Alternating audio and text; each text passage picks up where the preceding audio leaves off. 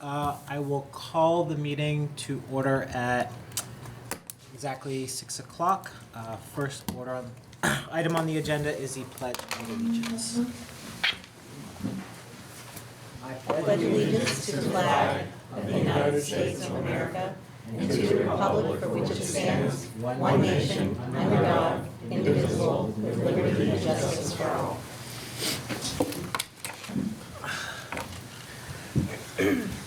Next, we have introductions. Peter, if you want to start us off.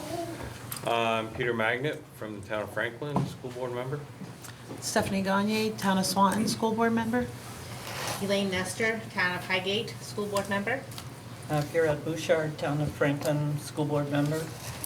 Joanne Johnston, Town of Franklin, School Board Member. Rennick Darnell Martin, Chair. Laura McAllister, Director of Finance and Operations. Dan Palmer, co-principal for the high school. Christy Martin, co-principal for the middle school. Julie Regenball, superintendent.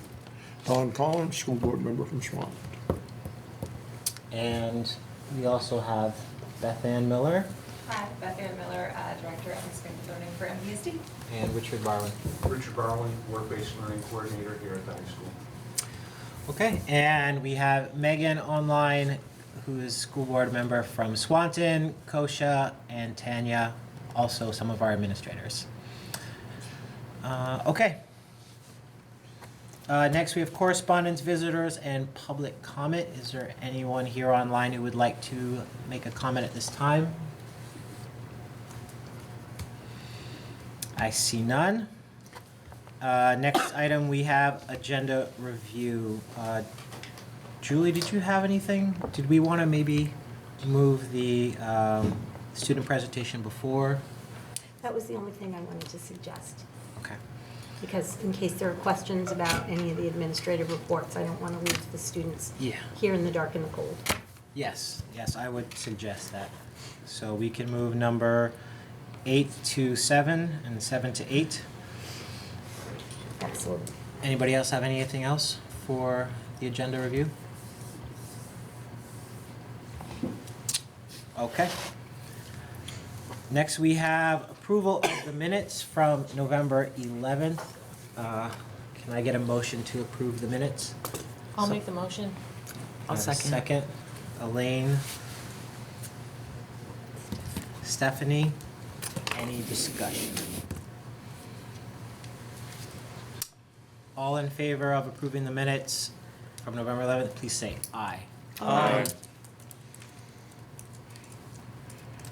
Megan, are you She says I abstain. I abstain, I wasn't there. Okay.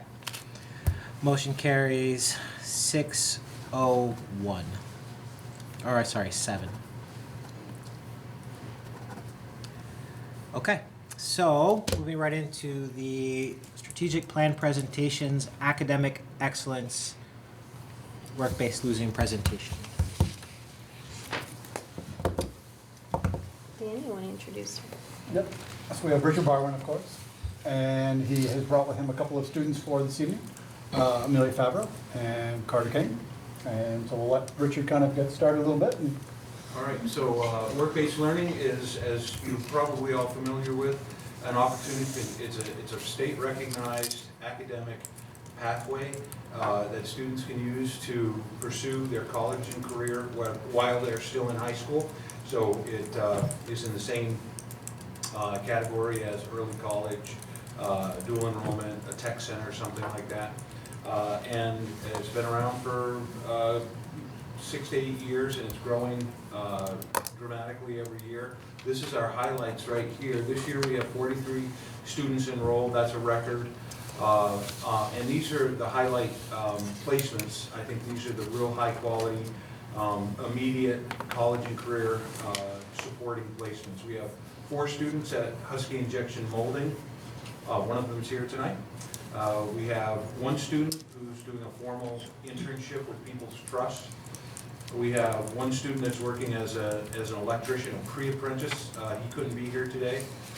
He was scheduled to speak. We have 3 students working as educators or early educators, working to get into the career of health and human services. We have one student working as an aircraft mechanic intern at the airport, and we have one student who's working at TDI in their auto body and heavy equipment booth, so to speak. We do a bunch of field trips. This is what we have on the docket already. We did Women Can Do in October, Husky Injection Molding in October, and Global Foundries in October. And we're scheduled to visit Ben & Jerry's, Border Patrol ICE, Burlington International Airport, and JP at a minimum. We're still trying to work this out with the Franklin County Industrial Development Corps. We tend to go as we gather together as schools to do this all at once. Our strengths, our number one strength is we have continuous increasing enrollment. It's becoming very popular. We have an increase in formal opportunities with local industries.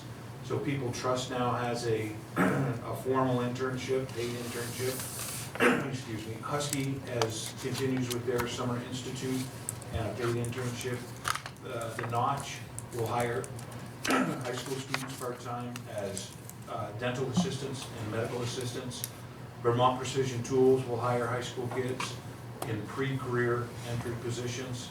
And Northwest Medical Center has now 2 categories, food service and environmental services, that they'll hire high school kids in. So there is some expanding capacity. We have a dramatic increase in participation by college-bound students, and our connection with the Franklin County Industrial Development Corps is becoming more mature and more fruitful.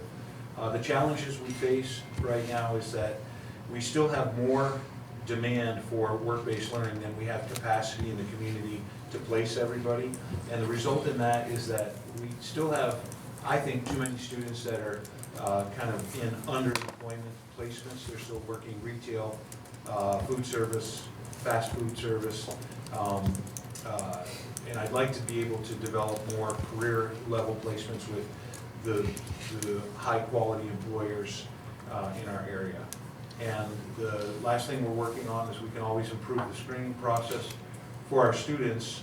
Not all students are ready for an off-student independent experience, and we try to catch the ones that aren't before they go out, but we're not perfect at it yet, and so we're trying to do better at that. And so the first person I'd like to introduce to you is Amelia Favreau, and I will let her tell her story. Monday? Okay, so if you want to come over here. Let me give you some space. Is this our young scientist who gets all these awards? I did present from Science Fair, yeah. Hello, for those of you who don't know me, I'm Amelia Favreau. In my high school career here at MVU, I have taken full advantage of many things the school has to offer. I do sports all year round, as well as being part of the National Honor Society, Student Council, and a few other activities throughout the year. Over the past 4 years, I've also maintained a rigorous class schedule. This includes 4 college prep classes and 6 advanced placement classes. This year, as a senior, I was presented with availability in my schedule, and I chose work-based learning as a way to enhance my skills to jumpstart my future career. My ultimate goal is to become a pediatric occupational therapist. In this field, I will help patients to improve their ability to perform daily tasks, to live and work successfully by overcoming physical challenges. The first step towards this goal will be to earn a bachelor's degree, followed by a master's degree in occupational therapy. After that, I will qualify to take the certification exam to become a licensed OT. With these goals in mind, I chose Spark Academy to be my work-based learning placement. This is a child care center located here in Swanton with 2 different programs. The first being Baby Spark, focused on infants through 2-year-olds, and the other being Spark Academy, focused on 3 to 5-year-olds. I have worked with elementary age children in the past, and to become an occupational therapist, I'll need a solid foundation of knowledge of children of all ages, so working at Spark has started to develop this foundation. In the past few months, I have spent time with each age group, from babies as young as 6 weeks old to children the age of 5. My days are spent playing with the children and helping to make sure their needs are met. This experience has helped me to understand age-appropriate expectations and development. Understanding the difference between typical and atypical development is another skill I'm starting to develop.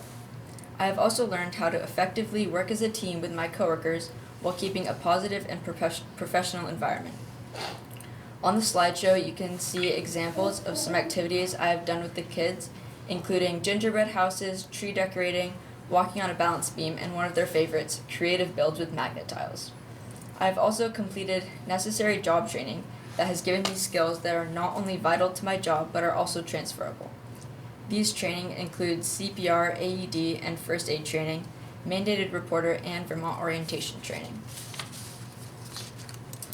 There are many differences between a traditional classroom experience and work-based learning that I would like to highlight. To start off, in the classroom I have graded assignments and my habits of work are regularly assessed. But at work I am expected to take the initiative and complete necessary tasks, and these skills are assessed by my employer quarterly and reported back to Mr. Barwin. At school, the expectation is to take direction from teachers and interact with peers. However, at work, I have to maintain a professional relationship with my coworkers while also effectively working together and creating meaningful relationships with the kids. And finally, while I'm at school, I have a bell to keep me on schedule, and my attendance is taken each block, but at work, I'm expected to show up on time each day and keep track of my own hours. The experience of work-based learning, no matter your work placement, helps to prepare us for our lives after high school. A challenge that I have faced with this program is that less time in school means less interaction with my peers at school, but I continue those interactions by involving myself in many extra activities. Time management is also a challenge between classes at school, working at Spark, sports, and everyday life. But that too will be present in the future, so gaining that skill now is valuable. I am really enjoying my time as a work-based learning student where I am able to gain valuable experience, create relationships, and get workplace knowledge that is transferable, all while being out of the traditional classroom setting.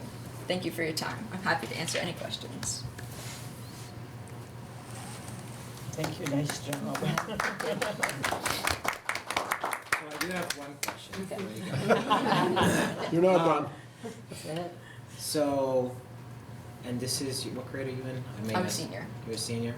So are you gonna continue working for Spark? Yeah, my hope is to, for the rest of the school year, I will work for them, and then hopefully over the summer till I go to college. And so, read us a lot of great stuff, but like, what's your biggest takeaway so far? Like, is it, you feel like it's really got you thinking that this is something you want to do, like maybe open up your own like center one day, or is it you're like want to like you've learned things you want to take in a different direction? Yeah, more of take in a different direction. So right now I'm kind of building the foundation of like the atypical versus typical development of the kids, and just seeing that in like kind of a more relaxed setting where they're all interacting with each other. And then I'll take that into my occupational therapy when I'm helping those kids with more of an atypical development. Where are some of the best occupational therapy programs? A great one is Boston College. I'm looking into Clarkson University. They have a direct entry program, so I'll complete my bachelor's and then I can get direct entry into their master's, so I won't have to do a second application. So my question is, are you coming back to Vermont with your OT license? 'Cause Yes, that's the goal. Are we making a job offer here right now? We have such a shortage in Vermont. I mean, there's a shortage everywhere, but, We'd love to have you back. Yeah. Mom does too. it's a great career, so. Guidance will know this far better than I do, but at one time Clarkson was very generous with financial aid. One of the best schools. Perfect, thank you. Thank you. Thank you. Thank you.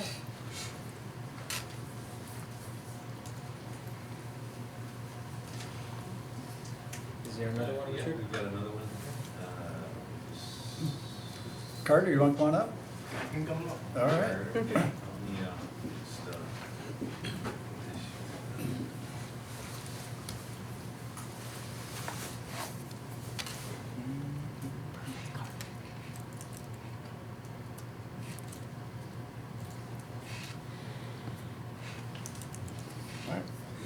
My name is Carter. I'm a senior here at MVU, and I enrolled in Husky over the summer last year, starting June actually, and I went through a giant program with them where I did an 8-week program working with them through a bunch of training for everything they have there to offer, so I can get a higher place there and be able to kind of have more knowledge than everyone else there, so I can get ahead of everyone and then get in different areas and help everyone out there. Even the older people, I can help them out and help everyone in different areas.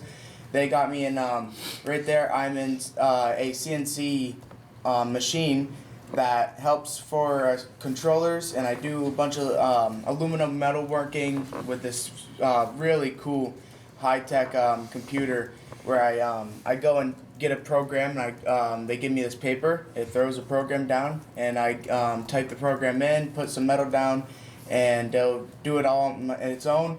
And then I have to grab the metal after I'm done. It takes probably an hour to do one part, and then the bigger parts, there's a bunch of different sizes, and the bigger parts probably take about 2 hours to get done. So it's a pretty long process to get even one part done, but it's pretty fun. I'm working about 25 to 30 hours right now, which is quite a lot for me, but it's going pretty well, and they're treating me very well there. I've had a lot of different opportunities for sick days and time off, and they're very easy with that. And then I have a goal set at Husky to get 2,000 hours done to get a worldwide CNC license.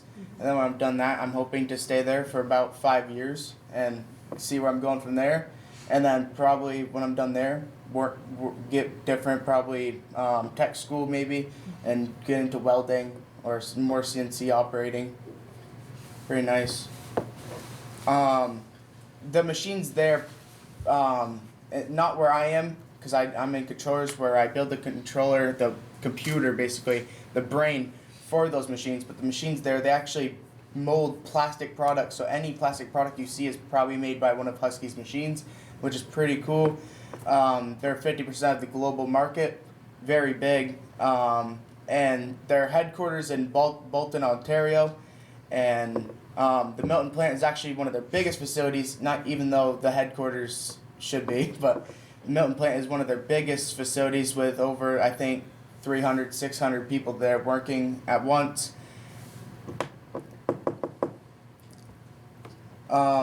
Yeah, I fabricate the parts for the controllers, which is the whole brain of the system. I'll do the metalworking, which is what I said, doing the CNCing, and then I'll go in there and help them with these giant electrical cables. I'll cut those, and I'll build the cables for the back of those machines, actually. And then I'll help them put together the metal product. So those holes that you see there drilled out, there's these connectors that go on. You drill them in, and then you screw them in. And then you have to put the wires and these giant connectors on, which is pretty cool too, because I get to learn wiring and how to build those myself too, while also building the metal product. And social interactions, there's a lot of interactions there. People my age to people who are 80, 90 years old, which is really cool. And I have to work with about 16 people every day around me. And then they'll sometimes throw me into a corner myself, and I'll just be by myself a lot. And the teachers grade my proficiency here and there with what I'm doing and how good I'm working there, which is pretty cool. And my attendance there also affects my attendance here, because sometimes I might forget that I have to come here, and I'll accidentally go to work. Which has happened like about 6 times already. You're going somewhere. So that's Yep. Yeah, at least you showed up somewhere. That's the problem, accidentally going to work. Yeah, it happens. It happens a lot for me. I don't know why. I like it. I'm like, Because you I'm wanna going to be work. there. No, I'm going to school. Yeah.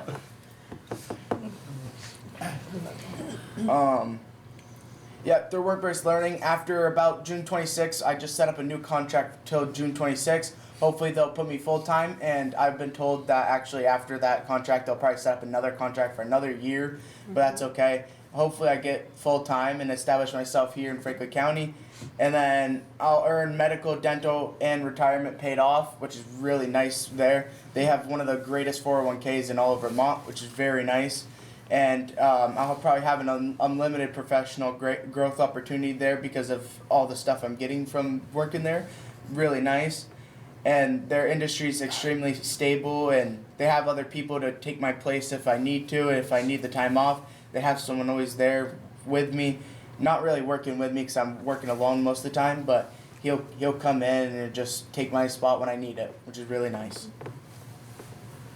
I threw this in there, Carter. Carter's joining a growing group of Thunderbird alumni over there that have started and are advancing their career. These are all recent graduates from Missisquoi Valley Union High School that went through the apprenticeship program. Carter, I think you skipped over a little something, how competitive it is to get in the summer machinist apprenticeship program. 10 slots, probably 100 kids apply, so it's a 1 in 10 cut. You got in, and not everybody passes. It's very academically rigorous. It's also very performance oriented. He did it, and not everybody gets in, and not everybody passes. Yep. So it's a very competitive, very rigorous process. Yeah, they actually they take 2 tests. There's a verbal test where you go in and you do one of their giant meetings with a lot of important people, and then they'll have a separate meeting with 2 of their employers. And then here they had a test a written test that we did to kind of get the knowledge from us of what we know already about metalworking and everything, which is really nice. And you have to pass all those, and then hopefully you can get in, which is really hard, especially with how many people there were. Didn't we get 5 out of the 10 spots last year? We got 2 out of the 10 spots last year, but we've gotten up to 8 out of the 10 slots in the past. Wow. Yeah, yeah. We've done pretty well. Yeah, it's great. It's been very productive for us. It's local. It's they reach out to us, and we have the talent here to the kind of talent they're looking for. So what did you take for mathematics at MVU? I took geometry and algebra. That's about it. But I took I think I took geometry plus and algebra 2. Yeah. I would also say that you took Ag 1 and 2, which have an embedded math credit in it, and it's the type of math that is specifically applicable to machining and manufacturing. So the Ag program is a great prep for this. That's actually our connection with them, because they've looked at our curriculum here, Ag Mechanics, and they like it, and it translates well into their training program. Megan, you had a question? Yeah, so Carter, you mentioned that you're working 25 to 30 hours a week, which is crazy. How are you managing to balance that many hours with your schoolwork and your school responsibilities? Are you having any issues with that? Are you finding the support you need? So right now in school I have 1 class which is on B days, so I'm pretty sure or it might be A days. It's every Tuesday and Thursday. I'll have, and every other Friday, I'll have 1 class in the morning, which is English, and then I go straight to work. So honestly, it's working really good. I have 2 8-hour days, 2 5.5-hour days, and then a 4-hour day on Wednesdays. So I have a meeting with Mr. Barwin. Wow. Great, thank you. Yeah, the program limits 30 hours a week for that very reason. Even though there's a pretty good block in their schedule for this, we don't want to step on sports, drama, other, skit night. We want them to have the full high school student experience, so we cap it at 30. And usually everybody comes in under that. Kira has a question? So I'd like to know, I understand what they do with the plastic molding, but what do they do with the metal casings that you do? What do they do with that? So what I build is a metal back for these giant computers that control those plastic forming machines. It's these giant machines that take probably like 15-ton pressure and presses plastic together. Wow. Okay. One of your slides showed training. Do they provide you formal training once you become a full-time employee? Well, so that program itself provided me with a lot of formal training, and I already got my OSHA 10 too. But you'll never stop learning. Yep. Yeah, I learn every day. I have mistakes every day, and I learn every day. Carter, what you should add too is in that summer program, you were tested every week. They did schoolwork every day. You had schoolwork, had classroom work. Yep. Tests every week. I think there's 3 tests every week that we did. Wow. Wow. Yep. Yeah, so the program, not only do they take students, this is really unique that they take students between their junior and their senior year. They built this specifically for the work-based program because they knew kids were looking to start their career in the 12th grade of their high school career, but there was no capacity to do it. So you could be 17 years old, which is a big lift for a company. Yeah. But right next to them, they take people who have been working at the factory that are skilled, trained, the CNC machinists, and they're called incumbent trainees. And they're working right next to these experienced trainers. So when they go into the workflow, they are probably more trained than most of the people out there. The only people that are equally trained are people who are incumbents, they call them, who have gone through the training. So you might be in a class with a 30-year-old person who's worked there for 10 years. Which actually happened this year, actually. So we only had 9 kids get employed there for their training, and then there's one adult that they had from RD Husky who worked there 5 years, and he went through their training so he can get more experience too. And he's 27. So did you start on this track program knowing this is what you wanted to do, or through doing it you realized this is what you wanted to do? Through doing it, I actually started with the ag and mechanics doing welding, and I really wanted to get into welding in tech school, but I decided to get it through this, and I love it. Carter, you talked about, maybe after 5 years you might go to like VTC or something and get a tech degree. Does Husky, they have such great benefits to their employees, which I love that you're your age and you are like, they have a great 401k. It's so important. It's seriously an important thing. And do they help pay for that? Like, is that the kind of thing where you can maybe go to, do both things for a little bit? I feel like if I was to ask them and like work with them while doing that, they probably would. But I think they told me they'd support me. Okay, that's a tip off that they might do that in Yep. so many years. So every free class is a free class. Yep. Just saying. Thank you very much for coming and sharing Yeah. that with us. I appreciate it.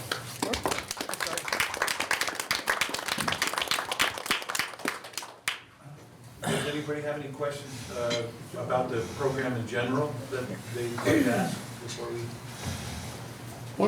What's preventing us from growing the program?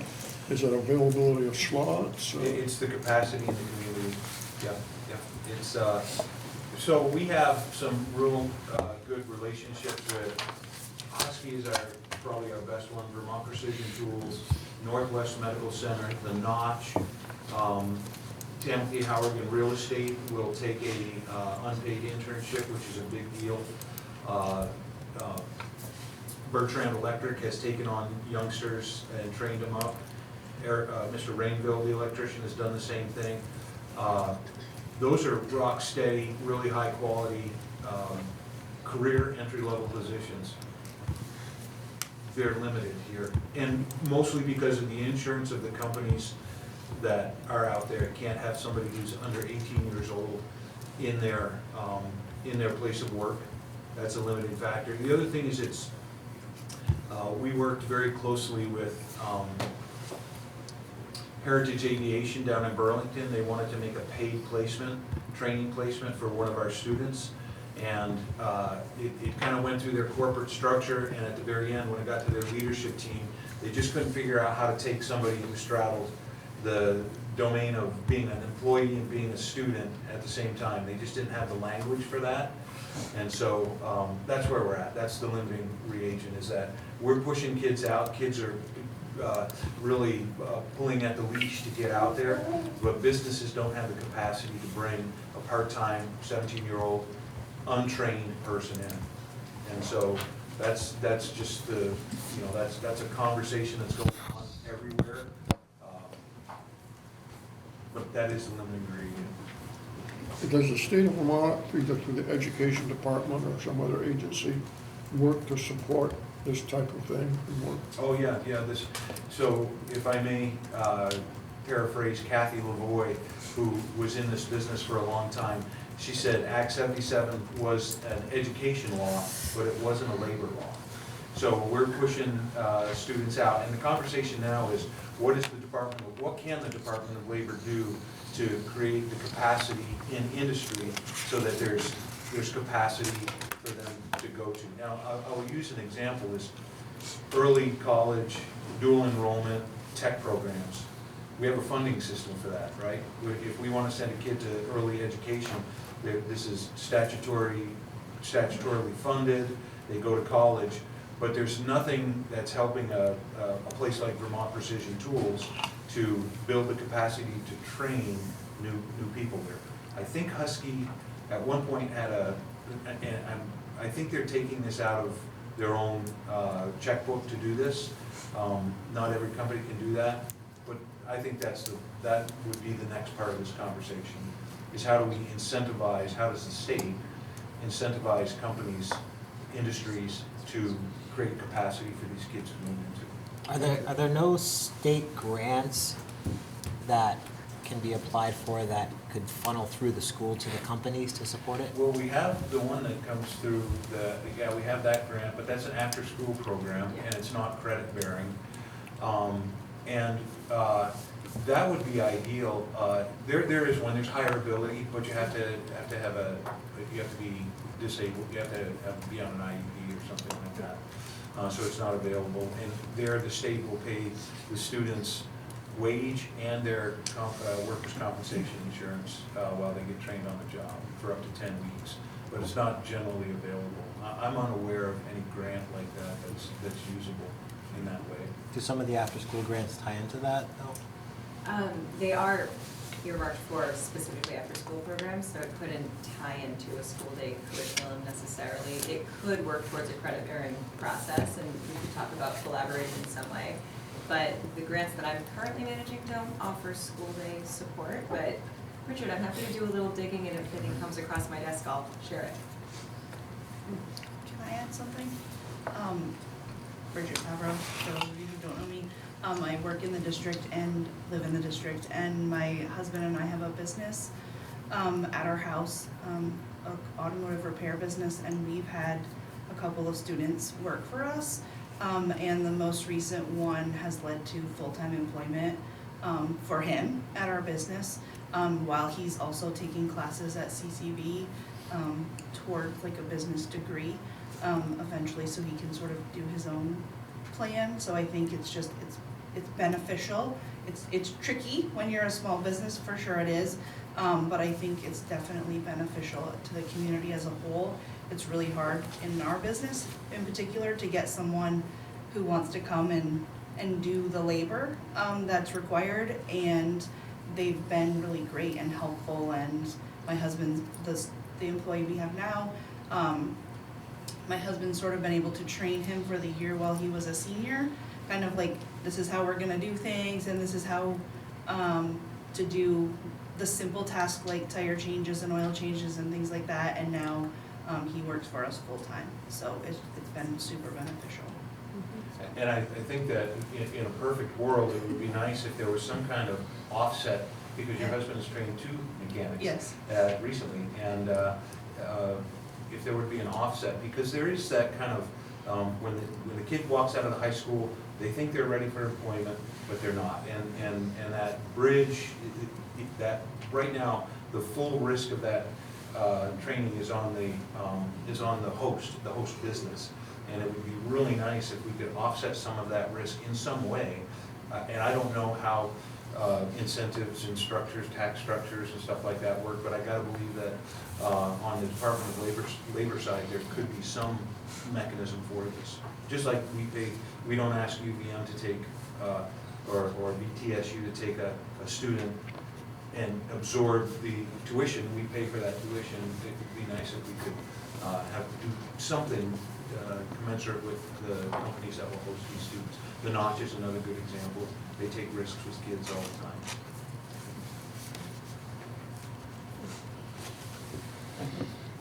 All right.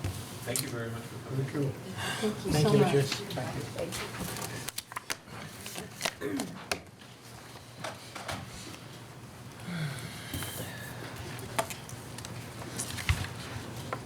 Okay, that was great. So next item on the agenda, we actually are going back to 7, so we have administrative reports. MVU, you're up first. Are there any questions for Dan and Christy based on any of the things of the report?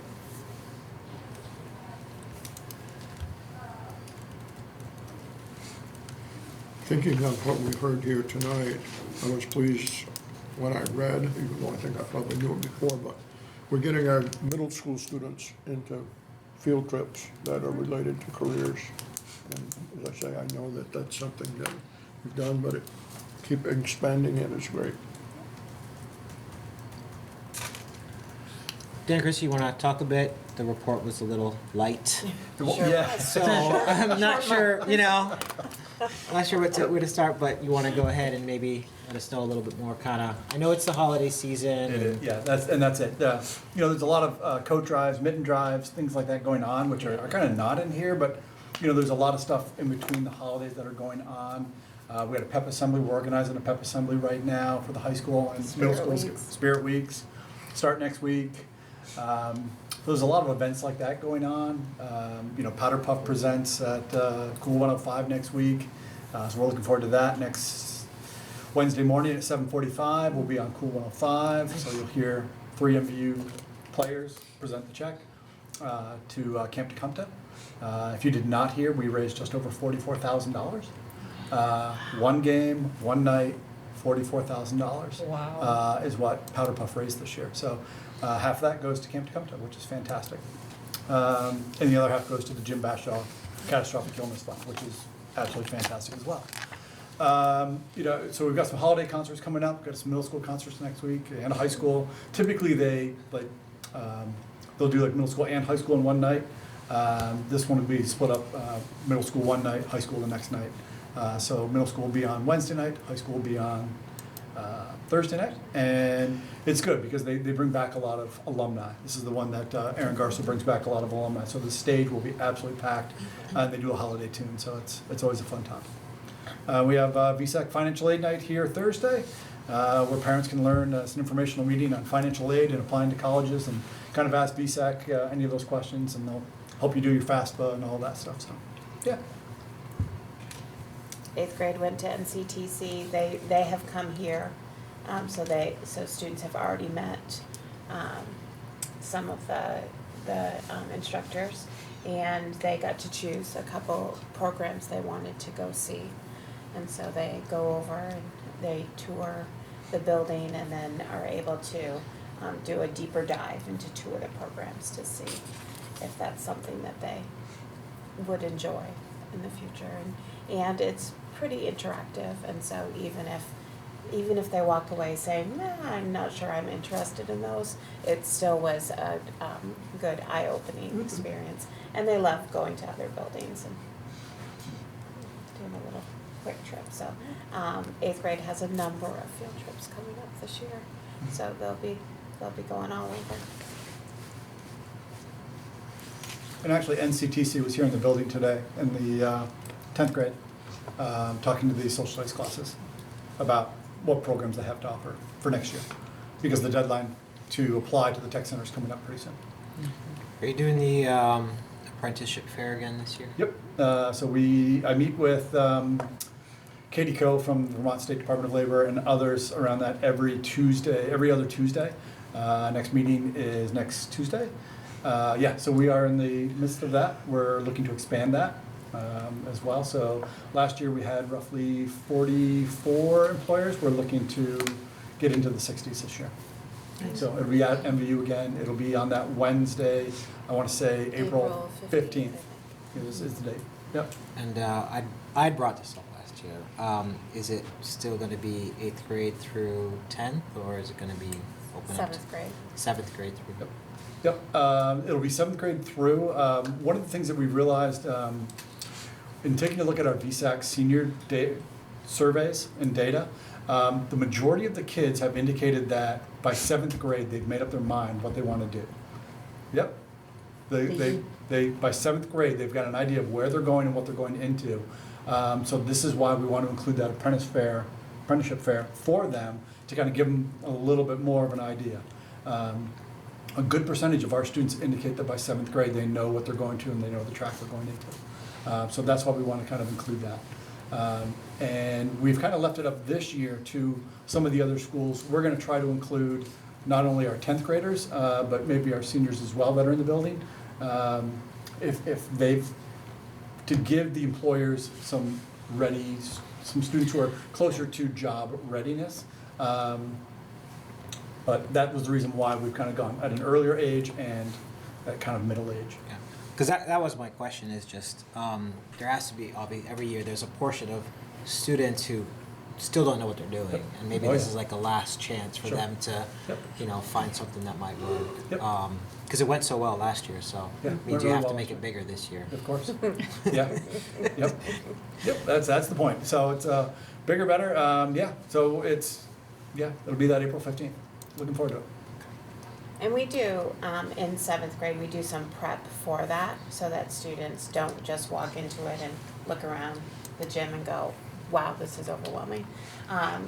So we talk about the businesses that are gonna be there. We show them the map of where things are gonna be.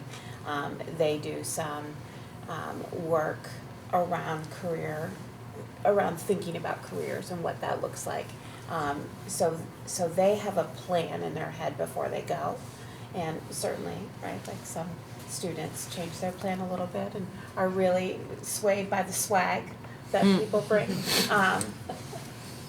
They're very funny about that, they just love it.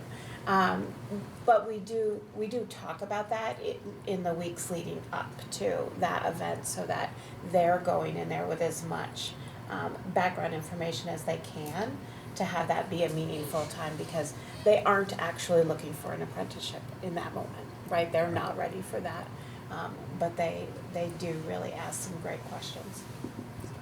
And some of the best feedback we got from employers out of that came from the 7th grade. They really enjoyed the 7th grade and the questions. And there was a lot of the prep that they had done with the kids, but they asked some really good questions. Okay, great. Any other questions for Tanner, Christie? All right, admin reports. Just kind of open up to the board if there's any questions that you have before kind of running through. I don't have a question, but I wanted to commend Kosha for bringing the people here from the New England level to see what we do up here in northwestern Vermont. I thought that was very, very nice. Kosha, you want to expand on that a little bit? Sure. So as I wrote in my report, we had Gina Rose, the CEO of the American Reading Company, come and visit our district. She was recommended to come here from our representative for the company, as well as the New England director.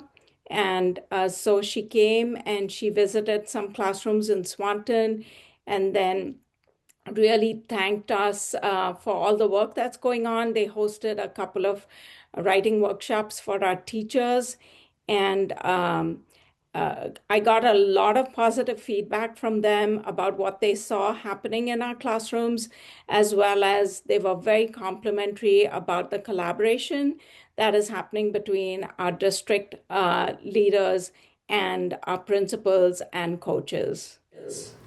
I just want to jump in there and say they were more than complimentary.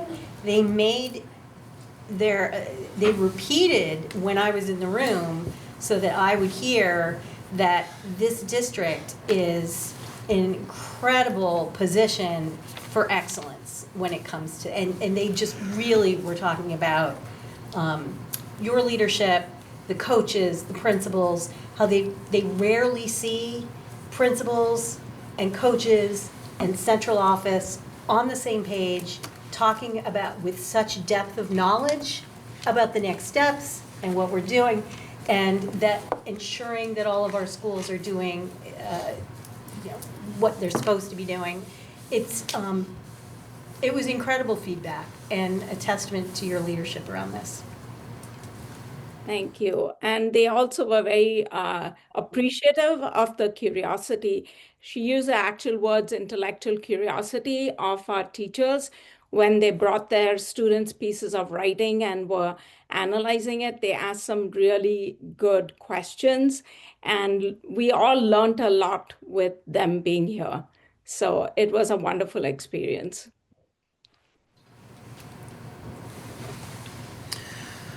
Thank you, Kosha.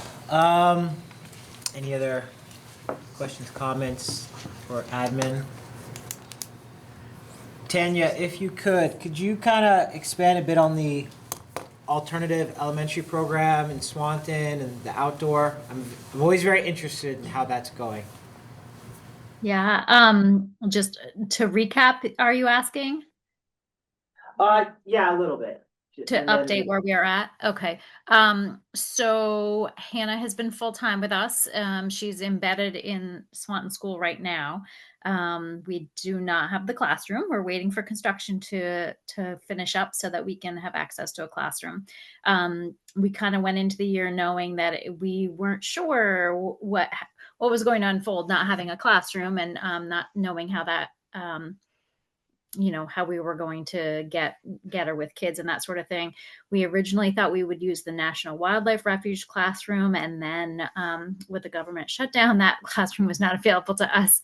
So she's been making really good use of the outdoor space as one.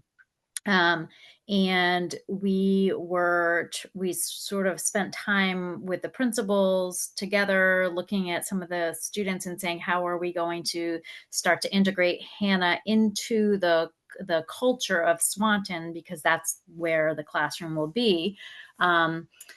So she started, we kind of targeted some classrooms, that 3 to 6 pocket, and it was the 4th and 5th grade teachers that it seemed to make the most sense to collaborate with. And so she's been doing guest teaching and identifying what science content area teachers wanted support with, or just wanted to have her come teach, right? And so she's been teaching whole class science lessons, either connected to the science curriculum or the literacy curriculum, because our literacy curriculum is so science focused. So tying those things together and using the outdoor classroom. We also developed something called Outing Club right now. So it's really a way for her to start to pull smaller groups of students and kind of identify social emotional learning goals, and also tag that onto science. So embedding those things outdoors in a small group. So she's been working on that throughout the 4th and 5th grade. And those students are students, some that have really strong social, emotional, interpersonal skills, and some that are working on other components. But that small group outdoor kind of approach is, it's a way for everyone to shine, right? And everyone to get a chance to practice. If they have the skills, they get to practice and enrich their skills. So that's been a real hit. And other students that haven't been a part of Outing Club yet are asking to be a part of Outing Club now. So she's working on being able to offer more Outing Club during recess, right? So that students could opt into that kind of an opportunity. So it's a little bit of a shift from the original plan of a classroom while we're waiting for the actual classroom to happen. But we've taken this opportunity to really kind of explore how can we involve more students, really. than just a small targeted population. So it's been going really well so far. And so the next step is to think about, okay, so once we do get the classroom, what parts of this can continue over? And we've been playing around with a schedule that might have us allowing time for her to continue some guest teaching whole class, to continue with our outing clubs so that more than just a small pocket of students have access to that opportunity, and then figure out how to do that targeted sort of tier 3 intervention as well. And then looking at next year, right, depending on the need, if we can get more support to kids before they need a more intensive service, then that's great, right? So the lower down on the continuum where we are in and providing supports, I think the better, because then we can reach more kids. So far it's been a positive fall for that.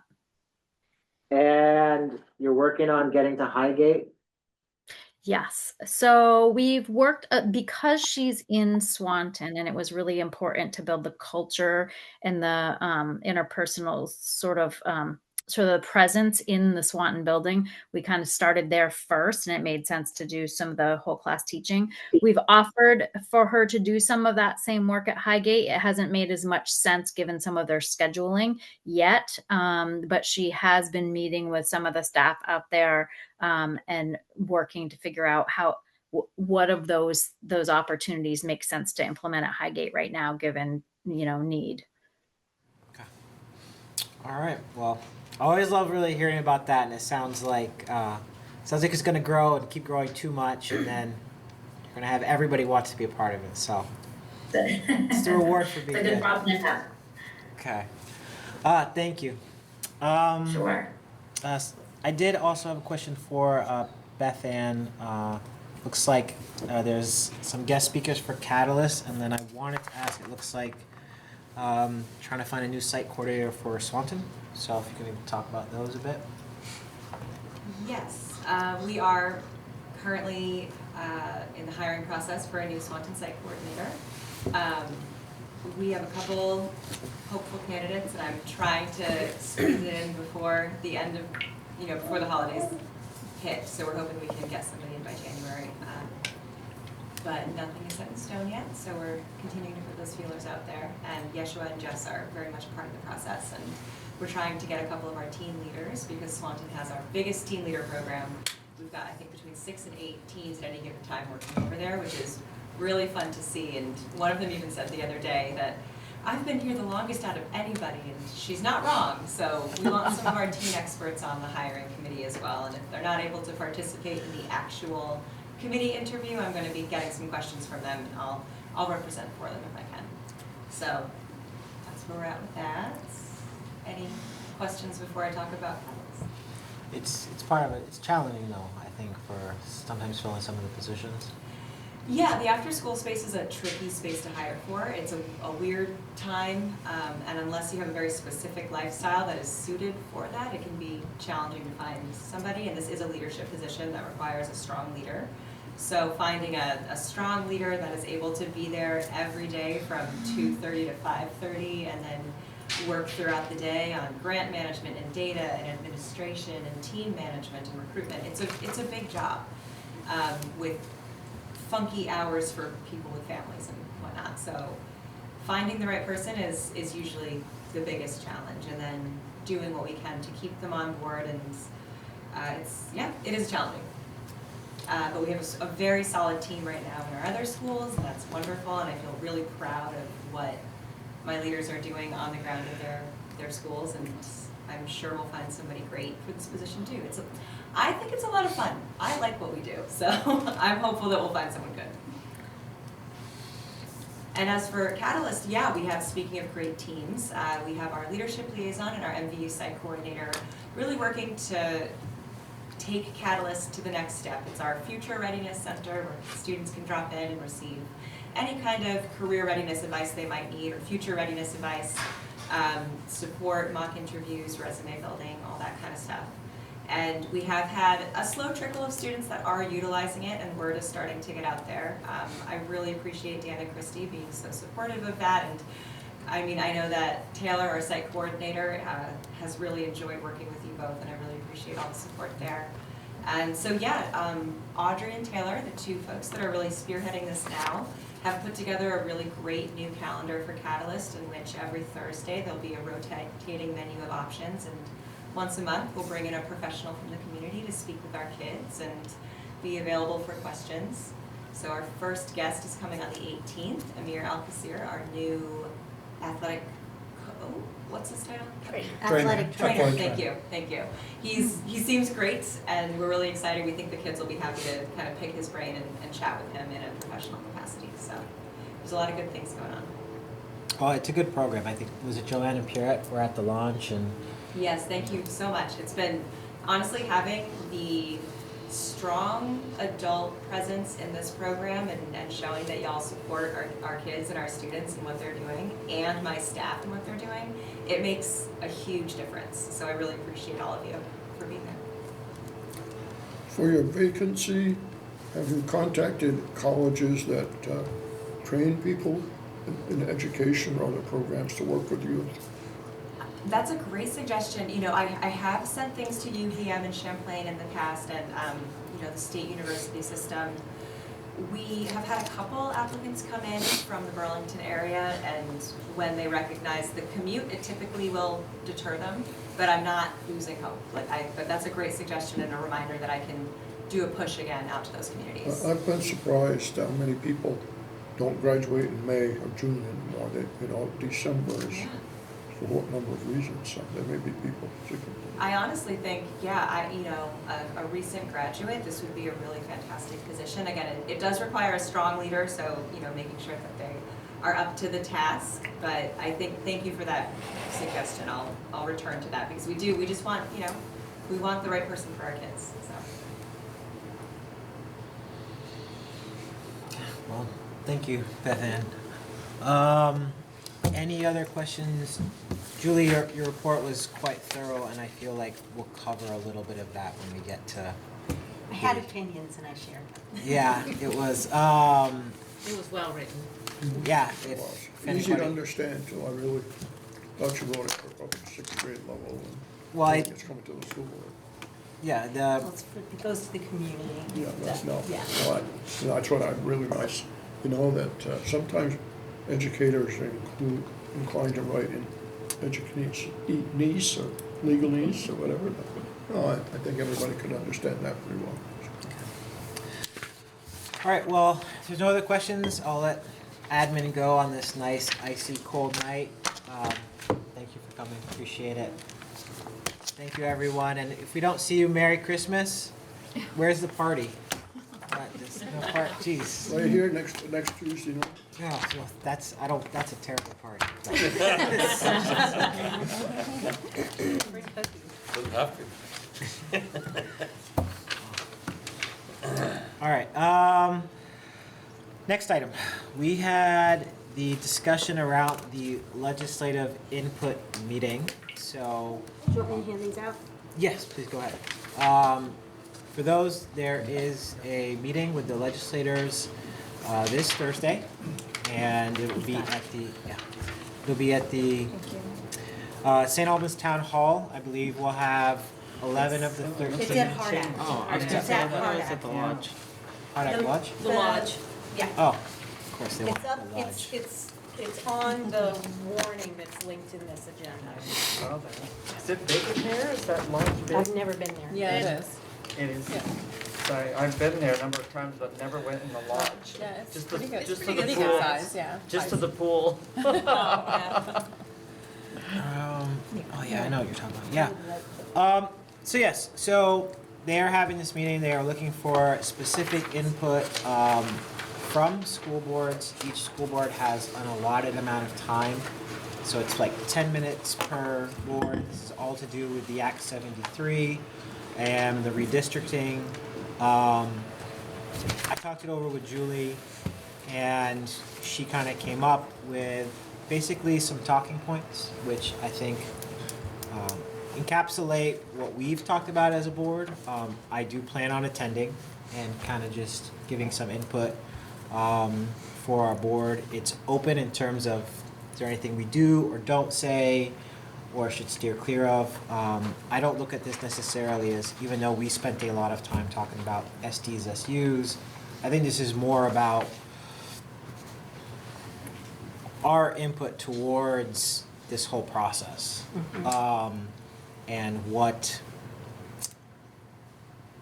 how we feel both affected us, what we would actually like to see maybe happen.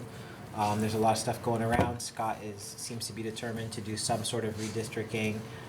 These are our legislators, so they should have a very big voice in terms of what we need. And you can read through some of the notes. I think one of the things that's clear as day is that a lot of what we've done has been working for us, and so trying to preserve that if possible. And then, as Julie kind of put in her notes, there's some big cost drivers that are seriously affecting us that they need to deal with.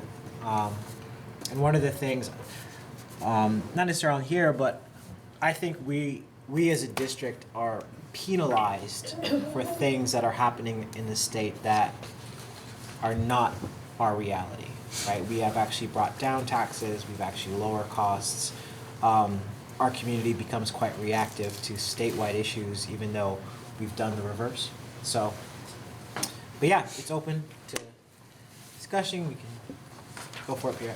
Well, it just so happens that I was working on some talking points this afternoon because I was thinking, I was hoping we'd take a position, not about SUs or SDs, but take a position that we're happy the way that we are and that there's no cost savings by doing this huge mega conglomerate of districts and coming up with the cost drivers. And it was, lo and behold, I'm reading what Julie wrote and I'm like, it kind of pretty, you did it better, just so you know, but it really kind of matched what I was thinking. And I really, because I was thinking we've got to do, that's what I would like to talk about, is those things that stay the way we are, but explain that the reason being is not because we just don't want change, but because this change will not save money, which is really why they want to do it. And so we need to attack what does save money, and I think that we should point those out to our representatives and say, I know that that's what the governor wants to do, but no one says it'll save money. He just wants to do something politically, and it doesn't solve the problem. And I think we need to be doing something that may solve the problem. And he's really not, I just feel like he wants to accomplish something just because he said he would. But he hasn't attacked these cost drivers, and that's really where we should be going. It's okay. So that's what my input is. I really like to focus on, we need to look at the state level about the whole health insurance thing. 5 or 6 years ago, this administration, whether you're Democrat or Republican, they all came together, we're gonna save money, we're going to control health insurance costs. Ha, ha, ha. It's gotten worse. Yeah, I was on a national call, Laura joined me, it was on strategic budgeting with some professional learning that I'm doing, and superintendents from around the country were talking about it. Healthcare costs being the biggest driver for their budgeting woes, wherever they are.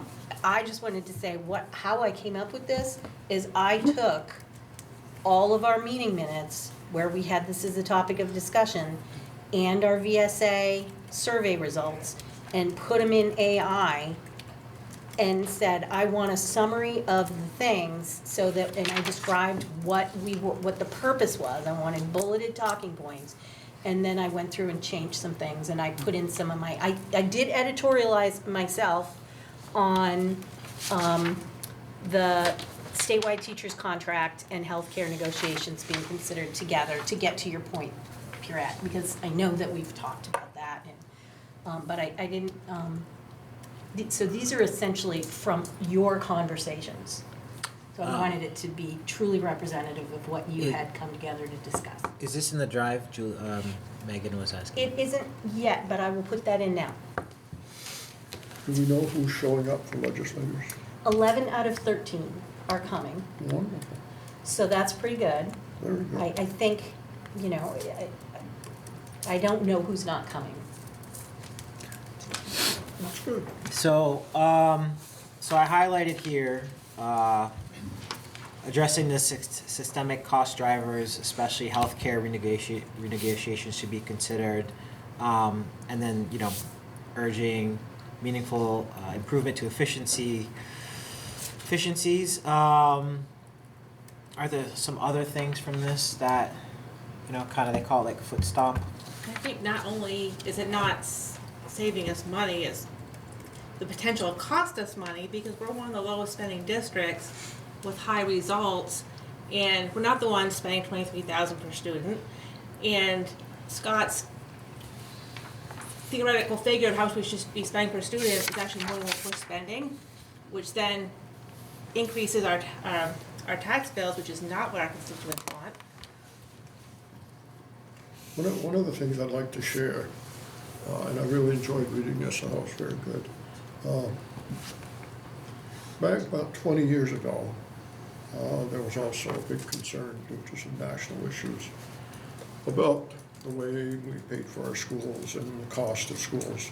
And I don't know who did the work. Jim Douglas was the governor.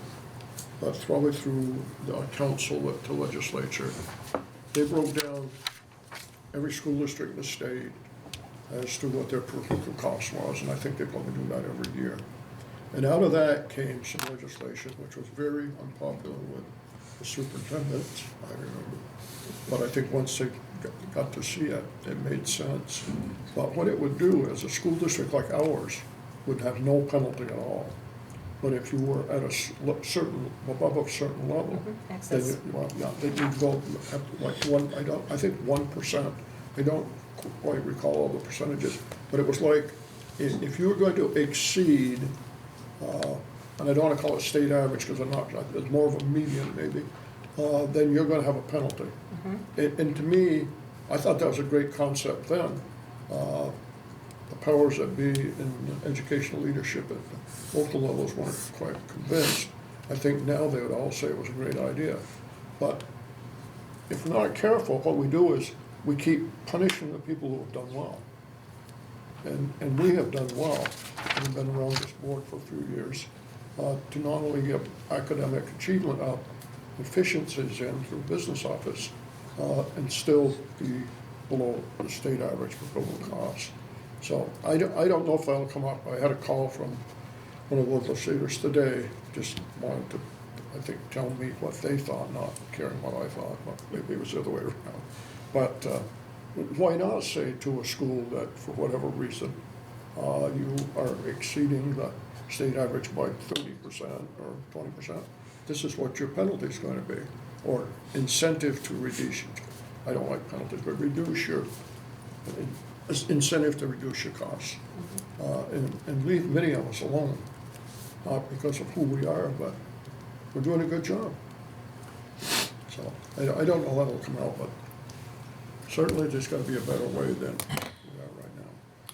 One of the things that I would just love to be said that isn't in here is that the idea that the only way to address the property tax inequities that we have and the ed spending inequities that we have is through redistricting is, you know, it's kind of an all or nothing way of looking, and that, you know, really the legislators need to look at how they raise the revenue for education and how to make it a little more equitable.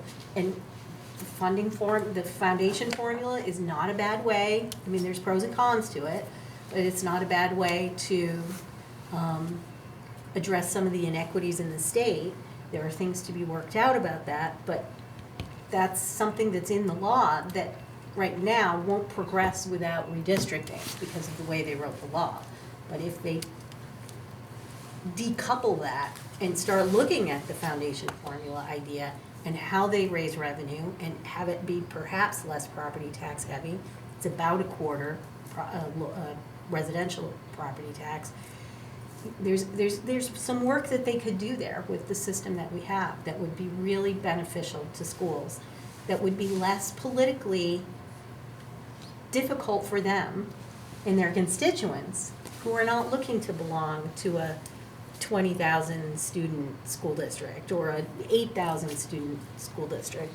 And I think they would if you could show that it would improve outcomes for students and support equalizing their taxes. But I don't know that anyone's done that work to show that.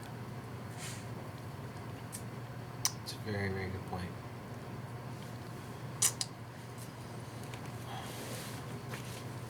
So I don't want to take it for granted, but will you be our spokesperson on that evening? Yes, I will. I will. Okay, thank you. Seems like chair would be the correct person to do that. So, yes, I will be there, and I will have this. I've had some talking points, and again, it's 10 minutes. It's not a long time. It's in the midst of a lot of other voices. I mean, one of the things I have is a lack of guidance towards school boards on the entire process and their role. I think that also cost us a lot of time and effort for it to all get thrown out, as many of us thought it would. But really, it's addressing the cost drivers. And one of the things that I don't think that the legislators always do is defend the work that is done in educating students. I think that there's a lot of talk about the cost. And there's a lot of very big voices on property taxes, but we hear this a lot. You hear this on the news constantly, and they talk about, well, the academics is low or statewide averages and all this, but they're not spending time realizing like what's actually happening and how difficult it is and what is the environment that, you know, people are teaching with and working with and like, you know, the SEL and stuff. And I feel like that should be talked about a little bit more, because there's a lot of work that goes into just getting a 5%, you know, reading and educating, and go into a school and then tell me that there's an easy way to do it. So, yeah, so I'll be there. I'll talk about that. It's on Thursday. Is anybody else planning on attending? I'll be there. Okay. I do know that some of the other districts are gonna give their remarks, so I will make sure that I have copies of this for us to be able to give the legislators so they can take it away. And I also think that it's an important message to tell them that the $128 million hole in the education fund that they created last year, even though everyone told them not to, is making up for more than half of the 12% increase that the governor is talking about in the tax commissioner's letter and all over the news. So they are making that about school spending, but it's really because they created a cliff for us. 8 cents. 8 cents of the 12% increase. So can you do me a favor, Julie? I'll just give you this. I'll put that right in there. And I've highlighted a few things that I think we want to like foot stomp, and if you could definitely add that, and then maybe send me a fresh copy. Absolutely. Julie, how much do we pay a substitute teacher per day? Oh, gosh. I don't remember off the top of my head either. I don't know off the top of the head, but we are very competitive there. Well, the reason I ask is something that I've heard in our meetings before. I think it would be very generous of us to tell each legislator, if you'd really like to know what goes on in schools, we'll pay you how many dollars it is. Right. Come and substitute at least one day, and we will pay you, and maybe you'll get a better sense of what goes on in our schools. Well, not say better, because that would insinuate they don't know, of which we know they don't know. So, anyway. They might realize that they don't know. Yeah. By setting foot in their So we school. incentivize their interest by paying them a substitute salary for a day.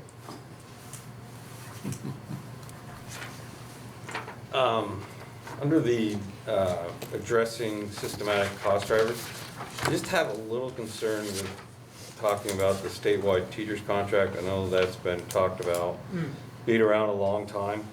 And I know we're doing that with the healthcare now, and that's done nothing but gone up. And we have no control over that cost. It gets handed down to us.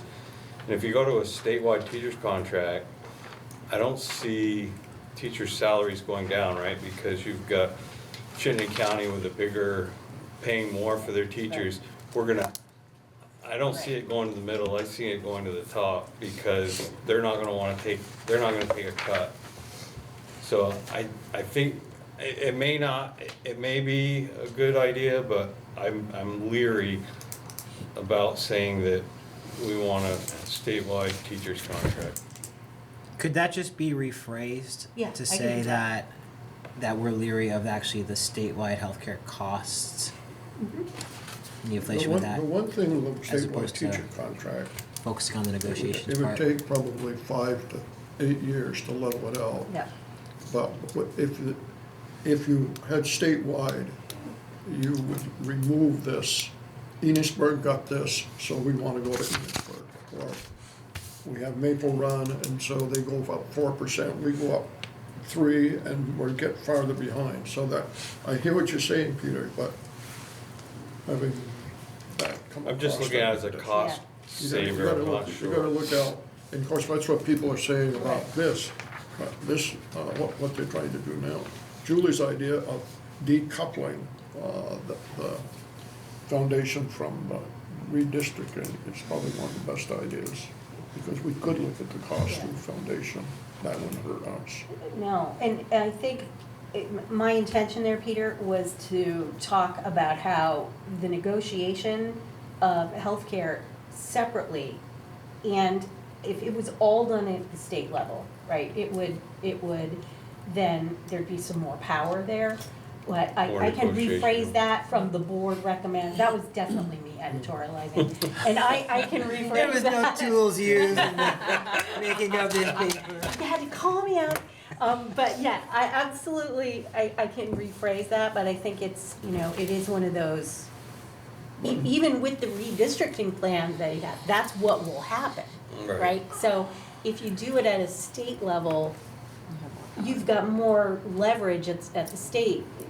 But, the Vermont NEA is a very powerful organization and is often considered when these decisions are being discussed in the legislative session. I think it's interesting, Peter, because I usually agree with you, probably when I read it the same way you do. But when I read this with Julie, it took me back. I know I've been around far too long, but we used to negotiate, and when the teachers, in all due respect, said we need a 6% raise, we said, fine, your insurance is going up 8%, so what you want? That that opportunity went out the door. Right. When the state took over the health insurance. Exactly. So as I read your thing, I'm thinking, okay, we're gonna go back to its package, folks. And there's only so much money. You can either take it in health insurance premiums or you can take it that. But now when I hear you, I hear what you're saying, yeah, it's gonna raise it. But it was wonderful to have a bargaining chip. With the cost of health and dental. Yeah.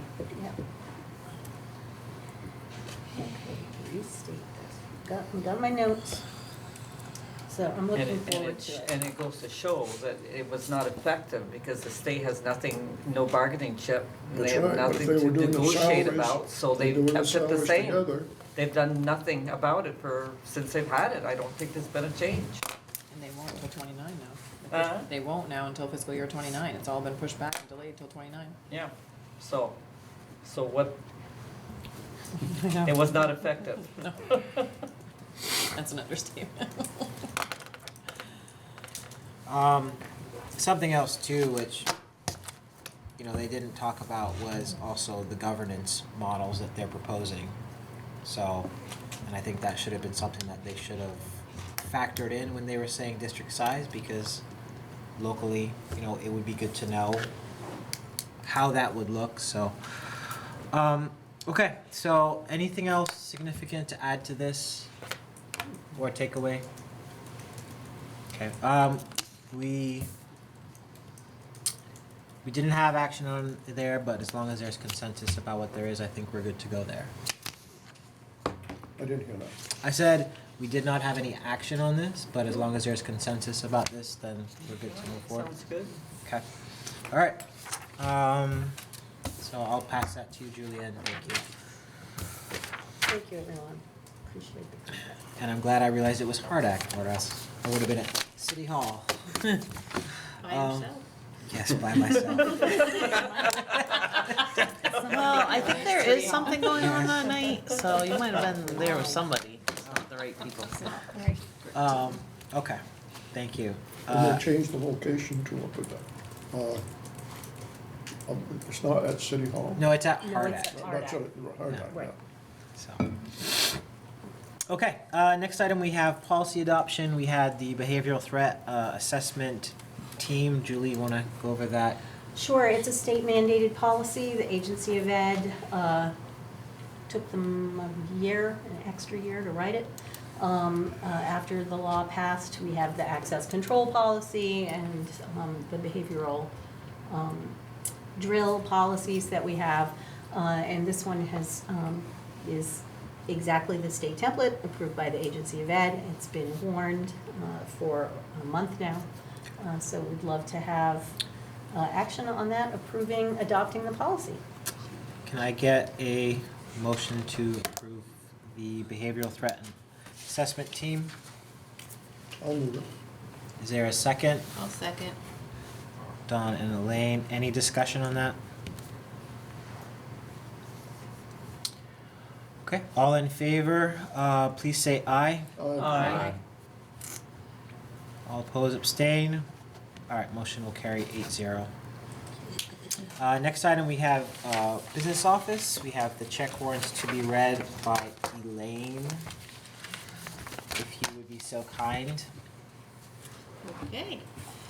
For the month of November, we had accounts payable in the amount of $2,045,173.05.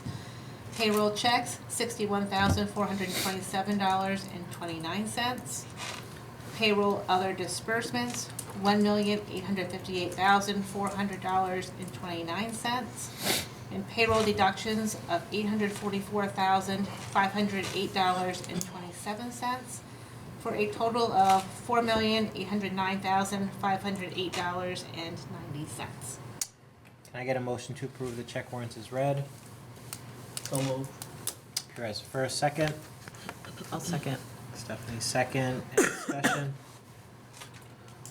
All in favor of approving the check warrants, please say aye. Aye. Motion carries 8-0. Next we have the MVU roof contract. Laura, if you wanna? Yes, so this is phase 4, as we've been discussing, and also has been thoroughly discussed at the facility committee level. But the amount of this phase is a little bit higher than last time, so we're at $1,477,937. That work would be happening this summer. In case anyone is wondering, it is this section right here, the purple section that's up on the screen, the middle section. So that's 3 of 5, right? It's phase 4. Sister. Well, these numbers, the diagram is old, this is from EEI, I'm just showing confusing you the me. color coding, I'm sorry. Well, we had a phase 1B too, which totally threw the whole Okay, thing, but alright. anyway. Just pointing out the purple section, so Okay. the reason it's a little bit more, the cost per square foot is actually very comparable, I had them do a comp for me and it's actually remained pretty consistent. But this is not only more difficult, more intersections, for lack of a better word, but also the square footage is a bit larger.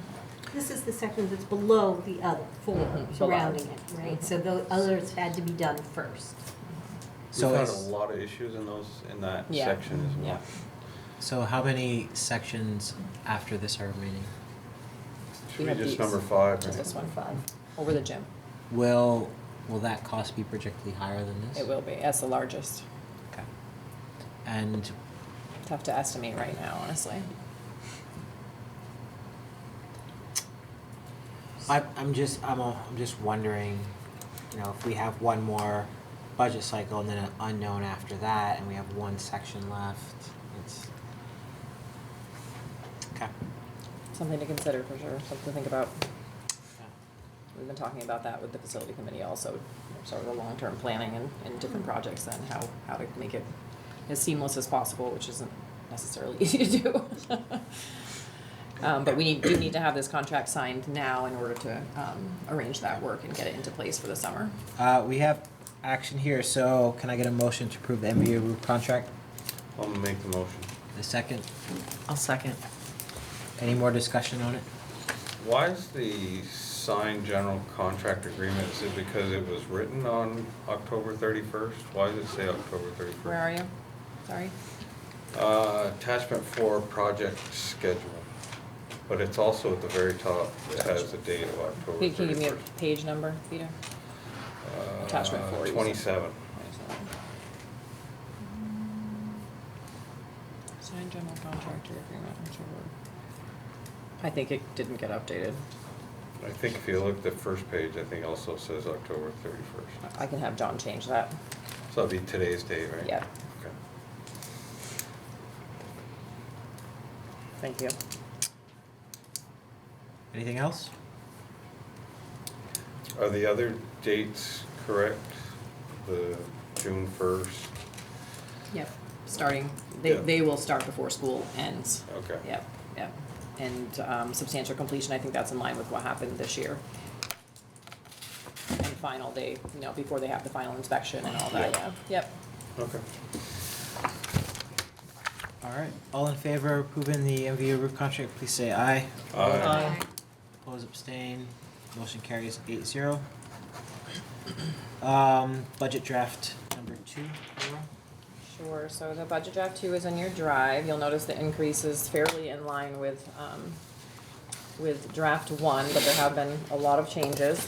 But I thought I would sort of, Julie shared a little bit of information about the December 1 letter in her, or maybe I should say her reflection on the December 1 letter in the admin report, but I can show you, oops, sorry, slideshow.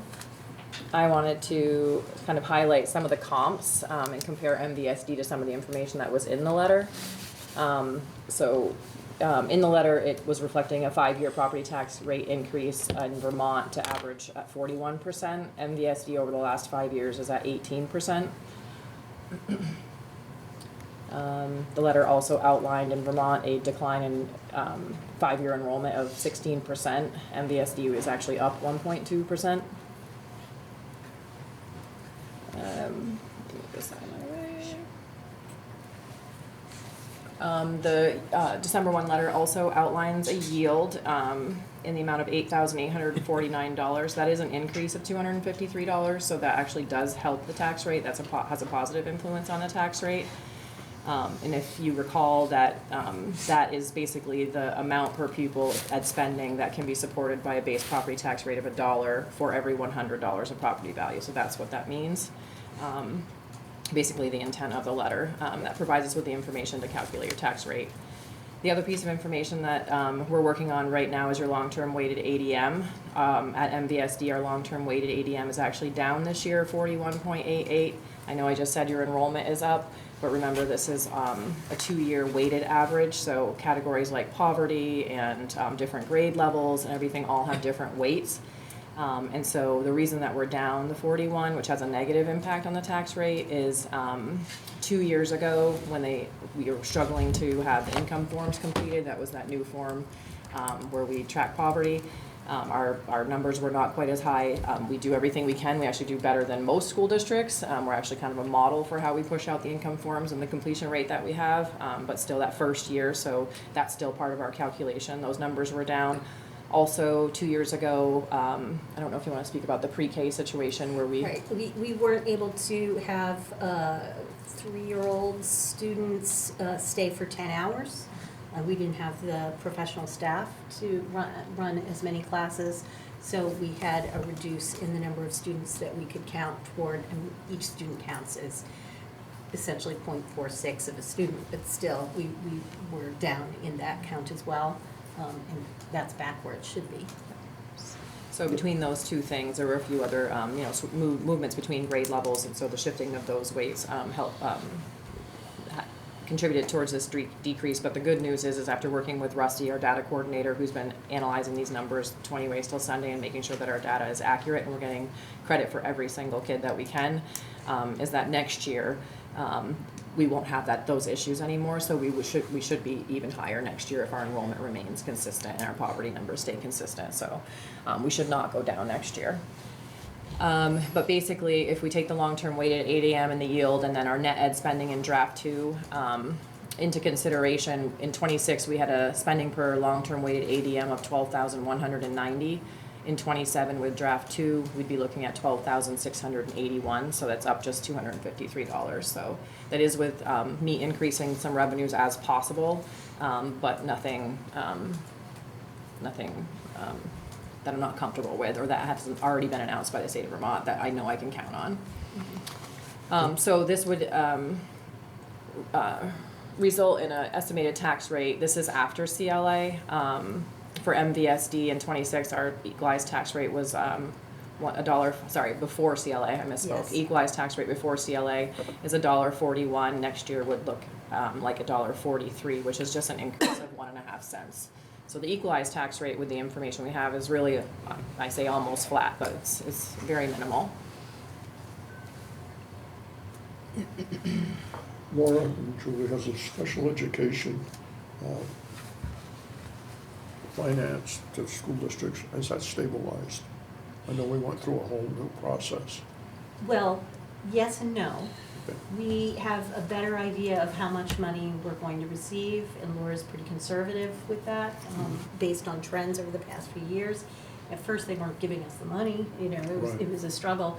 But I'm on the a state task force around special ed, and they are looking to have the legislature change it again, because they don't want to spend so much money. So they are looking to, there's a report that will be forthcoming to scrap Act 173 and switch to some sort of disability weighting factor, which I think is a terrible idea. But so currently, in this year, yes, the revenue that we can count on, we're pretty sure of. Laura feels comfortable based on trends. But as a state, it is not stable. They're looking to undo it. Is this the secretary's one that wants to change it? Is it coming from the agency? I would say yes, it's coming from the agency, yes. It's a national problem also, though. We It heard is, about that statewide. today in our budget. Of course, feds never lived up to their responsibility. No, and Vermont does a pretty good job. Some states do not fund special ed much at all. So Vermont has done a pretty good job, and they are concerned. These are costs that districts really struggle to control. It's about tuition and transportation costs and inflation, the increasing needs of students who require those services, and the inflation that is hitting the healthcare, all of it. All of those places have to pay their employees. So it is a people business, special education. So it is a national issue. But I think they should look at what we have in the law currently and strengthen it, rather than scrap something that's been in place for 2 to 3 years and go back to the drawing board. But again, we have a legislative report to look forward to that some consultants are writing now. Are they external consultants? Yes, they are. So unfortunately, after the CLA, the tax rate impact is not Not favorable. Not favorable. That being said, compared to what is in the December 1 letter as a Vermont average, increase of 18 cents after CLA, or the estimated tax rate impact for Vermonters is at 18 cents. MVSD with this draft one would be closer to 10 cents on an average. It would vary across our towns, of course, with the CLA. So, Laura, if somebody's watching this meeting and they go from the previous slide to where it's 1 cent to this side and seeing CLA and 10 cents, how would you explain it if they didn't understand it? Yeah. Well, it's not easy to explain, because you're seeing the impact after the CLA, and it's an adjusted impact because there's a statewide adjustment currently happening that started last year to adjust tax rates because of the inconsistency with appraisals and the property values and the sale values across the state.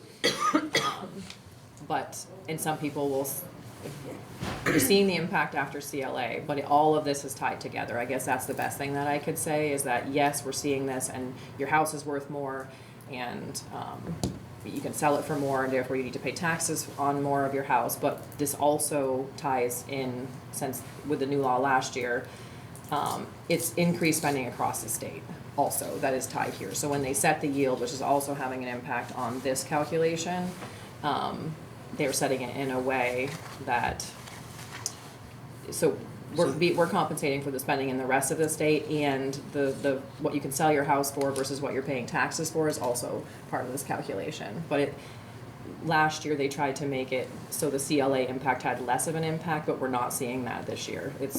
We're actually seeing it, and I've talked to other business managers, we're seeing huge, if you're below value, then you're seeing huge increases after CLA. But it is all tied to that statewide spending as well.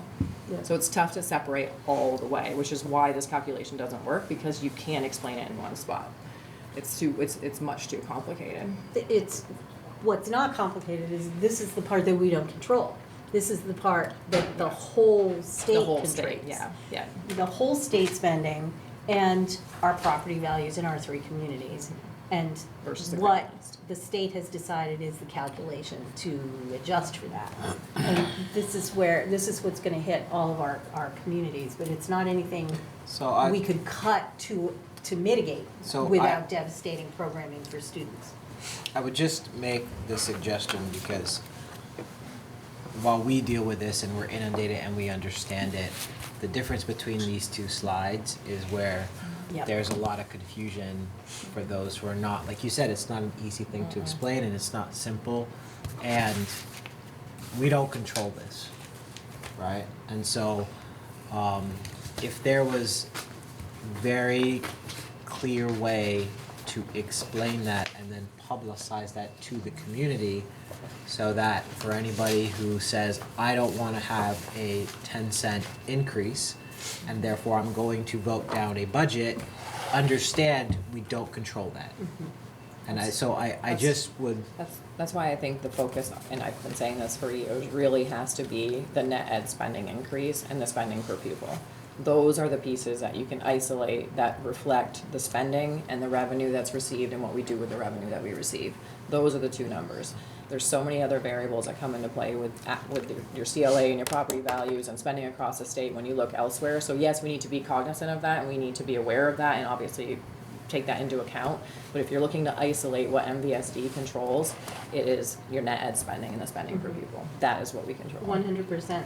And one of the things that people can do, as we are upset about our tax rates, is talk to our legislators about the fact that they took $128 million out of the ed fund, which is 8 cents of this, and that they have to find ways of replacing that and addressing how we are taxed and how revenue is spent. So actually, in the letter to the legislator, could you put in a line that says that, our district is responsible for 1 cent increase, but because of that in the CLA, that there's a 10-cent variance that we don't control?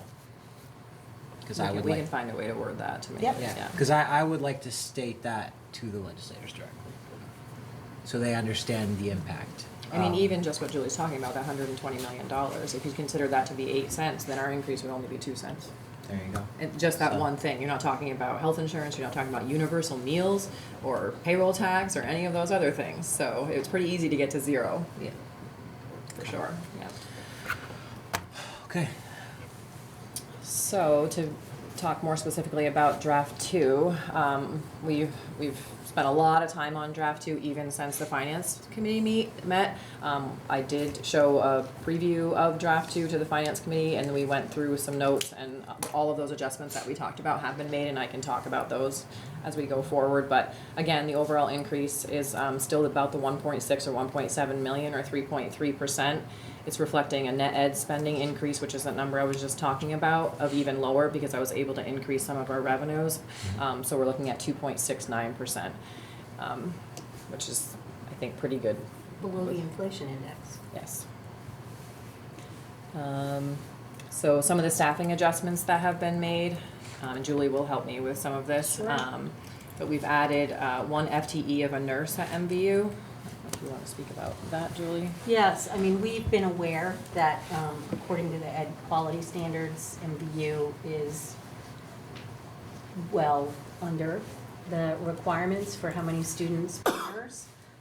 And we would essentially at half. And so we have made an adjustment of another position that is a 1-year only position that we can trade off and get to a fully staffed health department. I think that the number of students we have, the needs that they have, I think it's an important shift to make. So it's an addition here, but we're shifting with another position, so it should be a wash. And similarly with the next line, we were reducing increasing 1 FTE of an alternative education or a clinician. I believe that's the rise. But really that will be a sort of a swap for a contracted service so there will be a little bit of an increase there, but nothing significant. We'll then looking to reduce 1 FTE of a middle school union professional. That was a 1-year only contract. That's a non-union contract, so there's a savings there of $113,000. And then we had, I apologize, we actually had a duplicate in draft 1. There was a current long-term substitute, a very long-term sub that we had included along with the teacher that was in that spot, and we didn't need to have both, but it was set up differently in our system because it was so long-term, so I apologize. So that reduced the budget by 103 from your draft 1, but it's not actually a reduction from the current year. And then in Highgate and Swan, after talking with the building principals, we were able to, through attrition, reduce an FTE of a educational support staff, a union position in each school. And the reason there's such a variance, the $34,000 saving and the 76, has to do with how long where they are on the scale and then the healthcare plan they're on. So it can vary significantly. And then these are just some of the other things that we, by no means is this an all-encompassing look of what we've reviewed and reductions and changes that we've made, but these are some of the highlights. I needed to take a really good look at daily and long-term substitute costs as well as other MOUs that people get for curriculum work or helping out in other areas as needed, and then mentoring. It was tough after COVID and the merger and COVID. I know it seems like a long time ago, but you've heard me talk about having, multiple years where I can understand what true historicals are, and so we now have that. So I needed to increase together all of those lines, about 104,000, to be more in line with what our historicals have been. So that has been added in. After the conversation with the Finance Committee, I did add in the elementary SRO. That's the contract that we added this year, but it's being funded by the Medicaid. Swan. Well, but currently this year. Oh, this year, It's yes. funded with by the Swan PD, and then next year we'll offset that with Medicaid revenue. But the Finance Committee felt strongly that rather than charging it to the grant, they would like me to put that line item in the budget. Something that they felt strongly about. So that's been added in. Student transportation, I talked with the Finance Committee. We, again, proposed to the companies that we do a 1-year renewal, an allowable 1-year renewal. That was within the contract renewal growth rate that I think was at 3.1. And so I did reach out to both vendors. One did agree to 2.5, the other one did agree to 3, so I think we'll be able to engage in those. I'll be bringing that contract next week when we meet. Is the bigger contract the 2.5? The 2.5 is the larger one, yes. But the reason you're seeing some savings there is we did have for a while one less bus in Swanton. But over time, we were increasing what the increase to the contracts, or what we thought would be. So some years we would budget maybe 4%, but it would come in at 2%, or vice versa. So we're actually seeing, if I look at actuals and then still taking into account the 2% and the 3%, we're actually still reducing those budget lines by $125,000. That is also taking into account, though, we reviewed all of our transportation. So it's every student we have on an out-of-district placement with transportation. It's anybody that is homeless. It's anybody that's getting transported to school off of a bus, basically. So I was able to find some savings there as well. So did a lot of work reviewing those lines. So the busing contract was due this year, or end of this year? Last year was a renewal as well. So how often can we renew it without going back to bid? We really can do it as many times as we want, as long as it's under the contract renewal rate, growth rate. Not that we necessarily would, but it's allowable. Instructional technology, during the ESSER fund days, we were not engaging in rotating leases to pay for our devices for students and staff, but we now have needed to go back to that. So this year we engaged in a technology lease. The payment on that is about $87,000. Next year we'll need to do that again for the next round, and we keep them rotating like that. So I needed to add in round 2. We had enough to cover round 1, but the round 2. So that's about $87,000 I had to add in. Central office lease, you considered that already. The total lease is just under $50,000, so I just wanted to remind you that that includes a 3% increase starting in February. Auditing services, our auditing services are costing more and more. I know it seems like $2,700 is not that much of an increase, but if we look at the last 5 years, auditing costs have increased significantly. We've had to have multiple single audits because of the amount of federal grants we receive every year, and it's just a more cumbersome process, so it costs more. So I just wanted to point that out. They also track our we contract with them to track our fixed assets as well, and that's a couple $1,000s a year. So something we're paying attention to. The capital leases, this is something we've been talking about. This is with the facility committee. We now have one for the lighting project that we did district-wide. We're in fiscal year 27 will be year 3 of 10, and the Babcock projects that we just did next year will be lease year 1 of 10. And the payment on those is just over $1 million. So that has been included, but we already had that in the budget. That was not an add. We had $1.9 million for capital projects, so it's just a shift to the lease line. And then liability and workers' comp insurance, I'm just estimating increases there of 5%. We don't actually know what those are going to be. I actually anticipate liability might be more and workman comp might be less, but I averaged it out at 5%. So increase of about $20,000 there. Other than that, we've just been working on reviewing historicals, looking back 3 years on just about every line we can think of and trying to see where we can reduce 5,000, add 5,000, which just becomes really important to get that increase as low as possible. I don't know if anybody has questions about that. Sorry, I don't mean to rush. Laura, before you leave that, the capital leases, I'm trying to focus that number. I'm getting new glasses, but I don't have them yet. $1,020,000. Okay. That's both of them together. Okay, that's the lighting from the 2 schools. Okay. They're both 10-year leases, yeah. Thank you.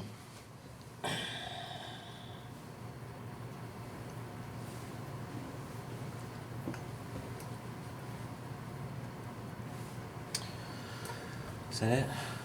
So, you all set, Don? Yep. Okay. No, thank you. Okay.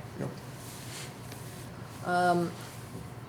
Also, one of the things that we review is Act 166, or the pre-K tuition that we're required to pay. We took or Rusty, I should say, actually looked at enrollment across our towns and the amount of students that basically we're paying tuition on. So you can see this here on a three-year basis.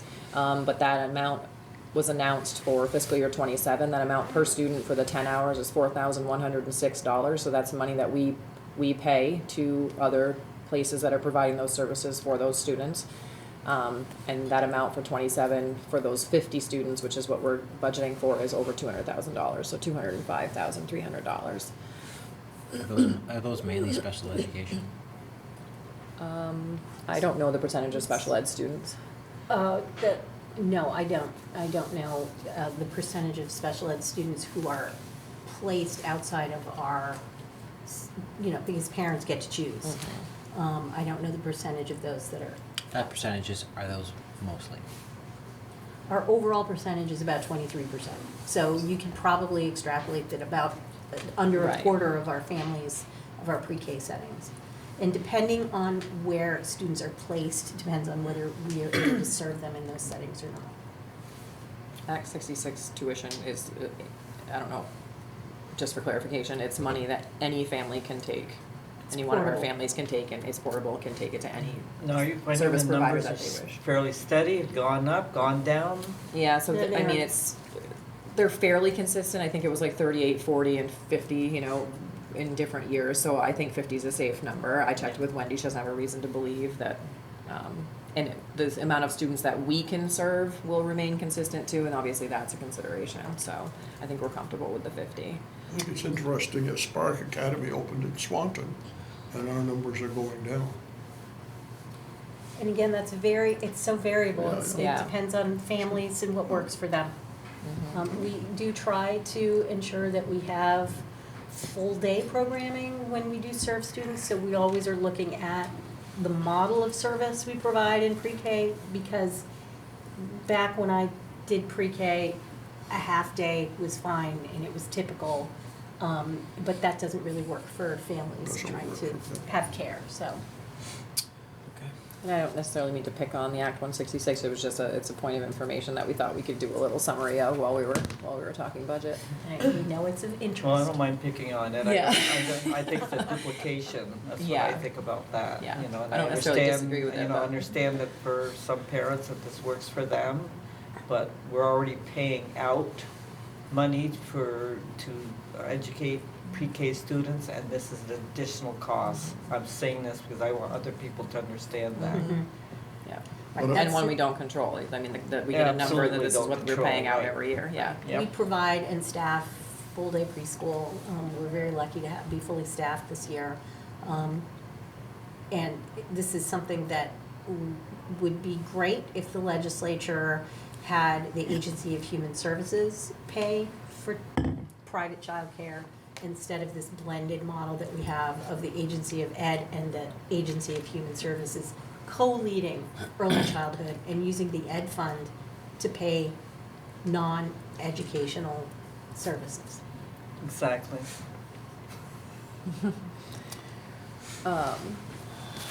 So education gets blamed for increasing their costs. It's another spending Again, yeah. stream, It's not schools. So this was just a sort of a timeline of what's to come. And I walked through this with the Finance Committee. I believe we were agreeable to most of these dates. Obviously, we're now a little past that, but the community input survey is out, and we'll be reviewing those results next week. Next week, yep. There was a link in a mailer that went out. I think everyone should have received it. It's very nice. Interesting enough, I never got one. Thank you to Joanne. I didn't get one either. I got one at my either. office, my other office, but not at home. I don't. No, I didn't know. get it at home. I didn't get it at home. Yeah, it took us a while. I mean, I think that we all have experienced the fact that the mail does not come every day at your home or your place of business. Or maybe every week at our house. In Franklin, they got it quickly. At my home in Swanton, it took more than a week. And then some folks, it's probably sitting yet to be delivered. Under an Amazon package. We have an outstanding postal delivery in Franklin, and there was a time before this person was hired that we were getting mail twice a week, maybe 3 times. We are getting mail daily. It is Is there just anything that unbelievable. Franklin doesn't do well? Not a thing, not a thing. So in Cell service isn't that great. Yeah, the That's why we have to have mail.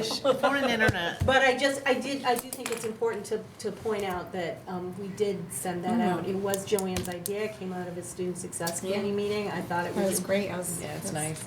We were really happy to do They it. did a great job. I'd love to hear,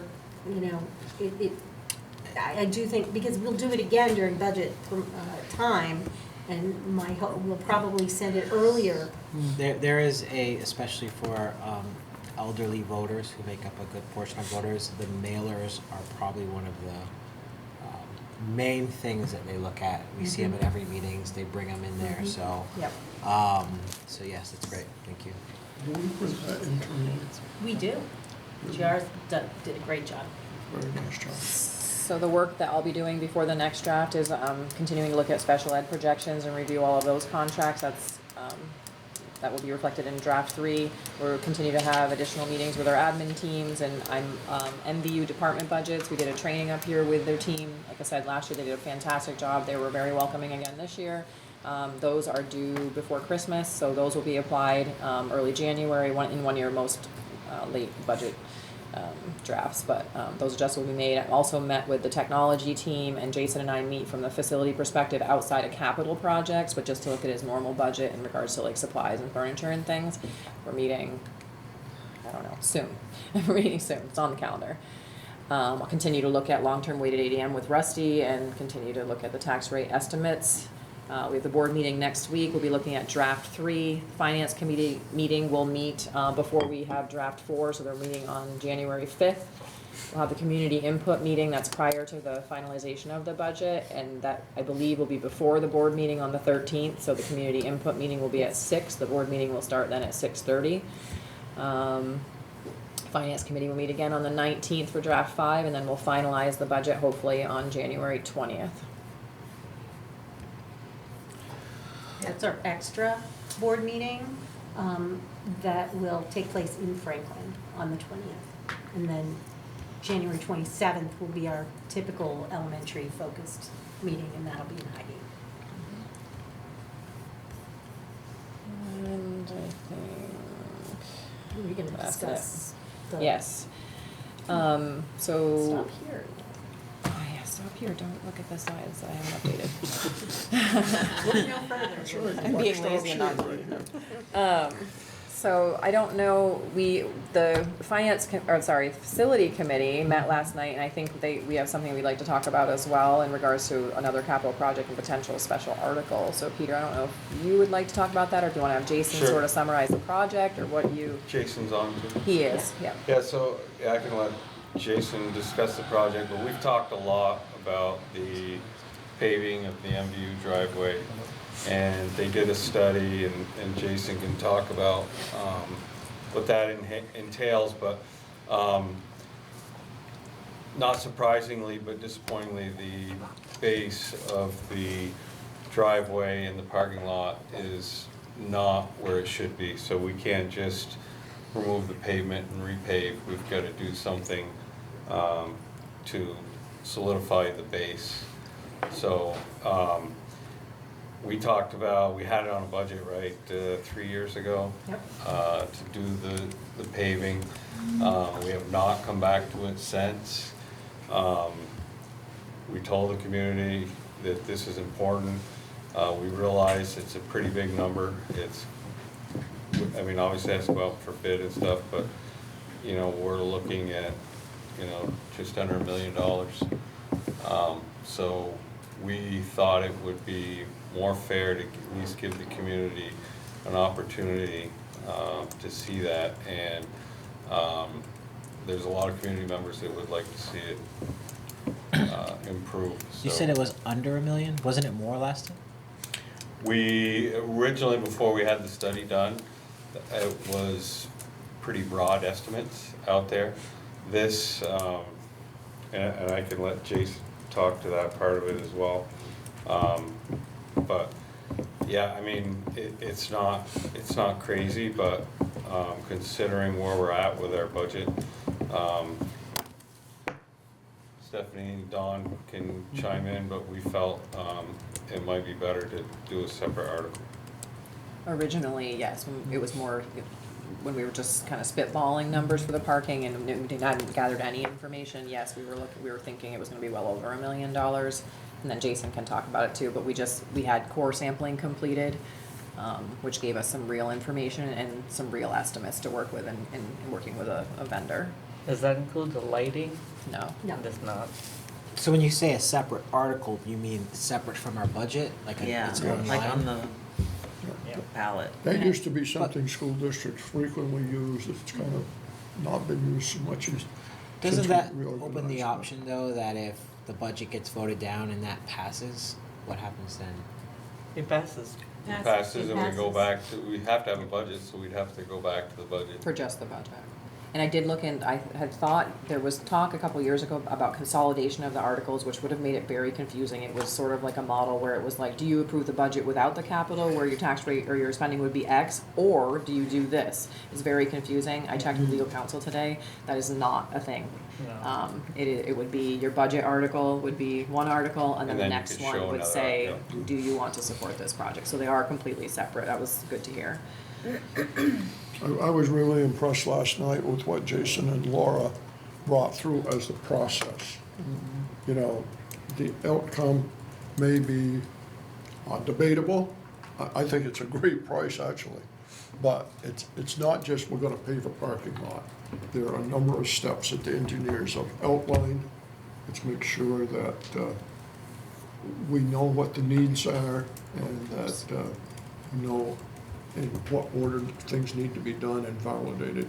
And to me, that I was really impressed that, and not that I ever questioned what Jason or anybody brought to us, but this really shows that when we start the job, we know what we're doing and what the costs are pretty certain, so it was good. Don, we question it all the time. So to clarify in regards to the articles and then how it then trickles out, basically your ed spending is still the same. So that the spending per equalized pupil and the percentage increase in that article for your budget would remain the same, and then this would be a separate article to raise these funds outside of that. So just to sort of clarify, but ultimately it's all raised by taxes, so then your tax rate would go up about 6 cents, 5.5 to 6 cents with adding the $1 million. If they were both approved successfully. On top of the 10? Yes. Yeah. Because this article is not in draft Right. 2 or the calculations I showed. So when we advertise the tax rates and all that, would we be advertising it with this in there? I think we'd have to outline both. I like the idea of a separate article, and the reason being is I don't see how we would possibly put it in this year's budget just because our tax rate is going to be going up so much. But there have been quite a few people that really have talked to me and said, I was really disappointed that you guys didn't put in for that blacktopping of MVU, taking care of that driveway, and I had quite a few people, and this will give them a choice. They can choose to do it, and it isn't going to be a decision we have to make. You really want it? Here it is. And they have the option to vote for it. And otherwise, to put it in your budget, and likelihood is if we have an increase that huge, that we would have it voted down, with this being a separate piece, and people have an opportunity to decide what they want. And just to say that with the roof contract and the 2 leases that we have in place that are in the budget, yes, we have a $1.9 million capital line, but that still leaves us short with those other projects. So even just to accomplish those 2 lease payments and the phase of the roof, we're looking at utilizing or potentially trying to utilize almost $600,000 from surplus from the current year, and then shifting a security project into other lines next year in the budget to try to absorb those. So we're already being very creative with funding and trying to use every resource we have just to cover the existing projects. So I bring that up because if we needed to add into the budget, if that was we'd have to take this into consideration as well, the other things that we're already sort of doing. If you're gonna do that though, Pierrette brought up like the lights and all that, why not add it into the project? I mean, it's definitely, that would be up to the group. I realize that there will no longer be any bumps or anything, so we don't have to worry of poor lighting not tripping. But it still would like the lighting anyway, regardless. Did we ever have a number for lighting? Do we have a number? Jason might know, he's online, I don't remember the number for the lighting. We'd probably have to, it's been a while, probably have to renew the numbers anyway. I just would consider maybe next time facility meets, like if we're gonna go out and do it, we're gonna ask the community to separately vote on it, just maybe what does the whole thing look like? Okay. I just don't want to bite off more than we can chew. It's a reach. Going out for an article like this, we add more onto it, it's that much more likely that it'll get. It potentially, but at the same time, especially this year, the capital projects that we're doing are one of the few things we know will last. And so there was, Pierrette said, there was a lot of people who said, why didn't you invest in that? So it would just be something to consider. I think we need to look and see what the numbers are. Yeah. We have a good handle on the paving and see what the other numbers are. It Well- certainly can be investigated. Yeah. And sort of the timeline for this is, there's a bit of a rush we would have to launch an RFP because we think the engineering for this project would go over our threshold of $40,000. So we're required by law to launch an RFP. That would have to happen like next week. So Jason and I would have to work on that so that we could start the process of what the project, I mean, we have estimates, pretty good estimates, but we need to actually go through the full process, and then we'd have to launch an RFP after we get those spec documents for an actual contractor. So that it's a kind of a lengthy process. So just to sort of, then we would have a real number, but we're using a number with a 17% contingency based on the estimates that we had. So hopefully we would be able to cover any inflation or anything like that. But then the lighting would be obviously on top of that. Just something to consider if you're doing it. I'm sure getting that to be part of the specs, if we wanted it to be part of the project, would not increase the cost very much. I would think we could Of roll the it all in. engineering. Yeah. And 3 years from now, roof will be done and we'll have so much money to play with. The people are here. Everybody will go. And we can pave another Everybody parking will lot. be on the school board. Keep telling you, Dawn, we got a long list behind. A long list, yeah. Okay. Our schools are in good shape, but there's Jason, a did lot you of want to work say anything about the paving project? I mean, is there anything you want me to add? I mean, you pretty much covered, what we talked about last night as far as why it needs to be replaced. I can go through kind of what got us here if you want me to. It's up to you, what you want for extra information. Can you just discuss like you did with us? It doesn't have to be as detailed, but the process that Don was talking about that you would have to go through to Yeah. Yeah. So, I'll start by saying when we first talked about paving approximately 3 years ago, we were running with very rough numbers. So those numbers were attained through a local civil engineer that we currently use. The base price for new parking lot construction at the time was approximately 500,000 an acre, and we've got a little over 3 acres, which is why we had the 1.5 million to $2 million budget, 3 years ago. We were tasked this fall to really, hammer down on those numbers and try to figure out why the pavement was failing the way it is, how much pavement we have, how many times has it been paved in all of the years. So essentially what we did is we hired a geotech engineer, a consulting firm. And, as we went through, with them, what they did is they took core samples. So I've got a very lengthy layout of 5 core samples that they used. And what we did was basically they gave us all of the layers of the parking lot. So we've had, 5 to 6 different layers totaling, anywhere from 4 inch at the minimum to almost 6 inches of pavement. Over the years, the biggest issue that we had was the sub base. So currently the sub base is basically natural bank run. It's very little gravel. It's mostly a sand mixture. There's not a lot there, and by doing the core samples, those cracks that we had go right from the top level right to the base, which is what shows that our sub base needs to be upgraded.